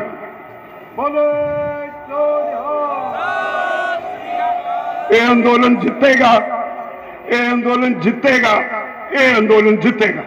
ਕੋਈ ਤਾਕਤ ਨਹੀਂ ਦੁਨੀਆ 'ਚ ਜੰਮੀ ਇਹਨੂੰ ਹਰਾਉਣ ਵਾਲੀ। ਇਸ ਲਈ ਮੈਂ ਤੁਹਾਨੂੰ ਅਗਲੇ ਪ੍ਰੋਗਰਾਮ ਦੀ ਕੁਝ ਜਾਣਕਾਰੀ ਦੇ ਦਿਆਂ। 14 ਤਾਰੀਖ ਦਾ ਉਹ ਦਿਨ ਆ ਰਿਹਾ ਹੈ ਜਦੋਂ ਸਾਡੇ ਜਵਾਨ ਤੇ ਕਿਸਾਨ ਇਸ ਦੇਸ਼ ਦਾ ਅਨਿੱਖੜਵਾਂ ਅੰਗ ਨੇ, ਜਿਨ੍ਹਾਂ ਨੇ ਇਸ ਦੇਸ਼ ਨੂੰ ਪਾਲਿਆ, ਜਿਨ੍ਹਾਂ ਨੇ ਇਸ ਦੇਸ਼ ਨੂੰ ਸੰਭਾਲਿਆ। 14 ਤਾਰੀਖ ਨੂੰ ਪੁਲਵਾਮਾ ਘਟਨਾ ਦਾ ਦਿਨ ਹੈ। ਅਸੀਂ ਉਸ ਦਿਨ ਸਾਰੇ ਪਿੰਡਾਂ ਵਿੱਚ, ਸਾਰੇ ਸ਼ਹਿਰਾਂ ਵਿੱਚ ਕੈਂਡਲ ਮਾਰਚ ਕਰਾਂਗੇ, ਮੋਮਬੱਤੀਆਂ ਨਾਲ, ਮਸ਼ਾਲਾਂ ਨਾਲ ਮਸ਼ਾਲ ਮਾਰਚ ਕਰਾਂਗੇ। 16 ਤਰੀਕ ਨੂੰ ਸਰ ਛੋਟੂ ਰਾਮ ਦਾ ਜਨਮ ਦਿਹਾੜਾ ਹੈ। ਉਸ ਦਿਨ ਅਸੀਂ ਸਾਰੇ ਦੇਸ਼ ਵਿੱਚ ਕਿਸਾਨ ਅਤੇ ਮਜ਼ਦੂਰ ਦਾ ਦਿਹਾੜੇ ਵਜੋਂ ਮਨਾਵਾਂਗੇ। 18 ਤਰੀਕ ਨੂੰ ਸਾਰੇ ਦੇਸ਼ ਵਿੱਚ 12 ਤੋਂ 4 ਵਜੇ ਤੱਕ ਅਸੀਂ ਰੇਲਾਂ ਰੋਕਣ ਦਾ ਕੰਮ ਕਰਾਂਗੇ। ਮੇਰੀ ਤੁਹਾਨੂੰ ਸਾਰਿਆਂ ਨੂੰ ਇਹ ਬੇਨਤੀ ਹੈ, ਇੱਥੋਂ ਚੱਲਿਓ। ਮੇਰੇ ਸਾਥੀਆਂ ਨੇ ਤੁਹਾਨੂੰ ਬਹੁਤ ਕੁਝ ਕਿਹਾ, ਬਹੁਤ ਕੁਝ ਹੋਰ ਕਿਹਾ ਜਾ ਸਕਦਾ ਹੈ, ਪਰ ਇੱਕ ਗੱਲ ਸਮਝ ਲਿਓ, ਇਹ ਅੰਦੋਲਨ ਤੁਹਾਡੇ ਬੱਚਿਆਂ ਦਾ, ਤੁਹਾਡੇ ਭਵਿੱਖ ਦਾ ਹੈ। ਇਸ ਅੰਦੋਲਨ ਨੂੰ ਜਿੰਨੀ ਦੇਰ ਮਰਜ਼ੀ ਚੱਲੇ, ਆਪਾਂ ਨੇ ਆਪਣੇ ਪਸੀਨੇ ਨਾਲ, ਖੂਨ ਨਾਲ ਸਿੰਜਣਾ। ਮੈਂ ਇੱਕ ਮੀਟਿੰਗ 'ਚ ਕਿਹਾ ਸੀ ਮੰਤਰੀਆਂ ਨੂੰ, ਉਦੋਂ 70 ਕਿਸਾਨ ਸ਼ਹੀਦ ਹੋਏ ਸੀ। ਮੈਂ ਕਿਹਾ 70 ਕਿਸਾਨ ਸ਼ਹੀਦ ਹੋ ਚੁੱਕੇ, ਤੁਸੀਂ ਕਿੰਨਿਆਂ ਦਾ ਖੂਨ ਪੀਣਾ ਚਾਹੁੰਦੇ ਹੋ? ਉਹਨਾਂ ਨੂੰ ਕੋਈ ਤੁਹਾਡੇ ਨਾਲ ਹਮਦਰਦੀ ਨਹੀਂ। ਇਹੀ ਵਜ੍ਹਾ ਹੈ ਉਹਨਾਂ ਦੇ ਇੱਕ ਐਮਪੀ ਨੇ, ਤੁਸੀਂ ਪੜ੍ਹ ਲਿਆ ਹੋਣਾ, 3-4 ਦਿਨ ਹੋਏ, ਇੱਕ ਚਿੱਠੀ ਲਿਖੀ। ਉਹਨੇ ਕਿਹਾ ਤੁਹਾਨੂੰ ਤਾਕਤ ਦਾ ਨਸ਼ਾ ਤੁਹਾਡੇ ਸਿਰ ਨੂੰ ਚੜ ਗਿਆ। ਭਾਜਪਾ ਦੇ ਇੱਕ ਮੰਤਰੀ ਐਮਪੀ ਨੇ ਲਿਖਿਆ ਤੁਹਾਨੂੰ ਤਾਕਤ ਦਾ ਨਸ਼ਾ ਚੜ ਗਿਆ। ਇਸ ਲਈ ਭਰਾਵੋ, ਤੁਸੀਂ ਜਿਹੜੇ ਇੱਕ ਦਿਨ ਦੇ ਨੋਟਿਸ ਤੇ ਇੱਥੇ ਏਡੀ ਵੱਡੀ ਗਿਣਤੀ 'ਚ ਆਏ ਹੋ, ਜਦੋਂ ਇਸ ਤਰ੍ਹਾਂ ਦਾ ਇਕੱਠ ਹੁੰਦਾ ਹੈ, ਅਸੀਂ ਤੁਹਾਨੂੰ ਦੇਖਦੇ ਹਾਂ, ਸਾਡਾ ਹੌਸਲਾ ਹੀ ਨਹੀਂ ਵੱਧਦਾ। ਸਾਡਾ ਇੱਕ ਸਾਡੇ ਸਰੀਰ ਦਾ ਇੱਕ ਕਣ ਤੁਹਾਡਾ ਕਰਜ਼ਾਈ ਹੋ ਜਾਂਦਾ ਹੈ। ਕਿੱਥੇ ਤੁਹਾਡਾ ਕਰਜ਼ਾ ਮੋੜਾਂਗੇ ਜਿੰਨਾ ਤੁਸੀਂ ਪਿਆਰ ਤੇ ਸਤਿਕਾਰ ਸਾਨੂੰ ਦਿੰਦੇ ਹੋ। ਇਸ ਲਈ ਤੁਹਾਡਾ ਪਿਆਰ ਸਤਿਕਾਰ ਸਾਨੂੰ ਬੰਨ੍ਹ ਕੇ ਰੱਖਿਆ ਹੋਇਆ ਇਹਨਾਂ ਨੇ। 2.5 ਮਹੀਨੇ ਹੋ ਗਏ ਨਾ ਮੈਂ ਉਹ ਅੰਦੋਲਨ ਤੋਂ ਘਰ ਗਿਆ, ਨਾ ਮੈਂ ਜਾਵਾਂਗਾ ਜਦ ਤੱਕ ਇਹ ਫਤਿਹ ਨਹੀਂ ਹੁੰਦਾ। ਪਰ ਤੁਹਾਡਾ ਸਾਥ ਇਸੇ ਤਰ੍ਹਾਂ ਮਿਲਦਾ ਰਹਿਣਾ ਚਾਹੀਦਾ ਹੈ। ਮੈਂ ਉਮੀਦ ਕਰਦਾ ਮੇਰੀਆਂ ਇਹਨਾਂ ਬੇਨਤੀਆਂ ਨੂੰ ਪ੍ਰਵਾਨ ਕਰੋਗੇ। ਵਾਹਿਗੁਰੂ ਜੀ ਕਾ ਖਾਲਸਾ, ਵਾਹਿਗੁਰੂ ਜੀ ਕੀ ਫਤਿਹ। ਇੱਕ ਮਿੰਟ ਲਈ ਬੇਨਤੀ ਹੈ, ਸਾਹਿਬ ਬਲਜਿੰਦਰ ਸਿੰਘ ਜਿਹੜੇ ਅਜੀਤ ਅਖਬਾਰ ਅਦਾਰੇ ਦੇ ਮੁਖੀ ਹੈ, ਉਹਨਾਂ ਵੱਲੋਂ ਵਿਸ਼ੇਸ਼ ਤੌਰ ਤੇ ਸਾਰੇ ਇਸ ਇਕੱਠ ਦਾ ਤੇ ਕਿਸਾਨ ਆਗੂਆਂ ਦਾ ਉਹਨਾਂ ਨੇ ਲਾਈਵ ਹੋ ਕੇ ਕਿਹਾ ਕਿ ਮੈਂ ਸਾਨੂੰ ਇਸ ਅੱਜ ਦੇ ਸਰਬ ਸਮਾਜ ਮਹਾ ਪੰਚਾਇਤ ਦੀ ਵਧਾਈ ਦਿੰਦਾ ਤੇ ਅਸੀਂ ਵੀ ਸੰਯੁਕਤ ਮੋਰਚੇ ਵੱਲੋਂ ਉਹਨਾਂ ਦਾ ਧੰਨਵਾਦ ਕਰਦੇ ਹਾਂ। ਔਰ ਅੱਜ ਦੇ ਇਸ ਮਹਾ ਪੰਚਾਇਤ ਚ ਜਿਨ੍ਹਾਂ ਵੀ ਸਾਥੀਆਂ ਨੇ ਬੜੀ ਵੱਡੀ ਕੁਰਬਾਨੀ ਕੀਤੀ ਹੈ, ਯੋਗਦਾਨ ਪਾਇਆ, ਅਸੀਂ ਉਹਨਾਂ ਦਾ ਬਹੁਤ ਬਹੁਤ ਧੰਨਵਾਦ ਕਰਦੇ ਹਾਂ। ਭਾਵੇਂ ਕਿ ਉਹ ਮਾਰਕੀਟ ਕਮੇਟੀ ਦੇ ਮਜ਼ਦੂਰ ਤੋਂ ਲੈ ਕੇ ਸਾਡੇ ਚੇਅਰਮੈਨ ਕਾਕਾ ਗਰੇਵਾਲ ਤੱਕ ਰਾਤ ਦੇ 11 ਵਜੇ ਤੱਕ ਕੰਮ ਕਰਨਾ ਬਹੁਤ ਵੱਡੀ ਗੱਲ ਹੈ। ਇਸ ਕਰਕੇ ਮੈਂ ਤੁਹਾਨੂੰ ਸਾਰਿਆਂ ਦਾ ਤੁਹਾਡਾ ਧੰਨਵਾਦ ਕਰਦਾ ਹੋਇਆ ਖਿਮਾ ਦਾ ਜਤਕ। ਵਾਹਿਗੁਰੂ ਜੀ ਕਾ ਖਾਲਸਾ, ਵਾਹਿਗੁਰੂ ਜੀ ਕੀ ਫਤਿਹ। ਬੋਲੇ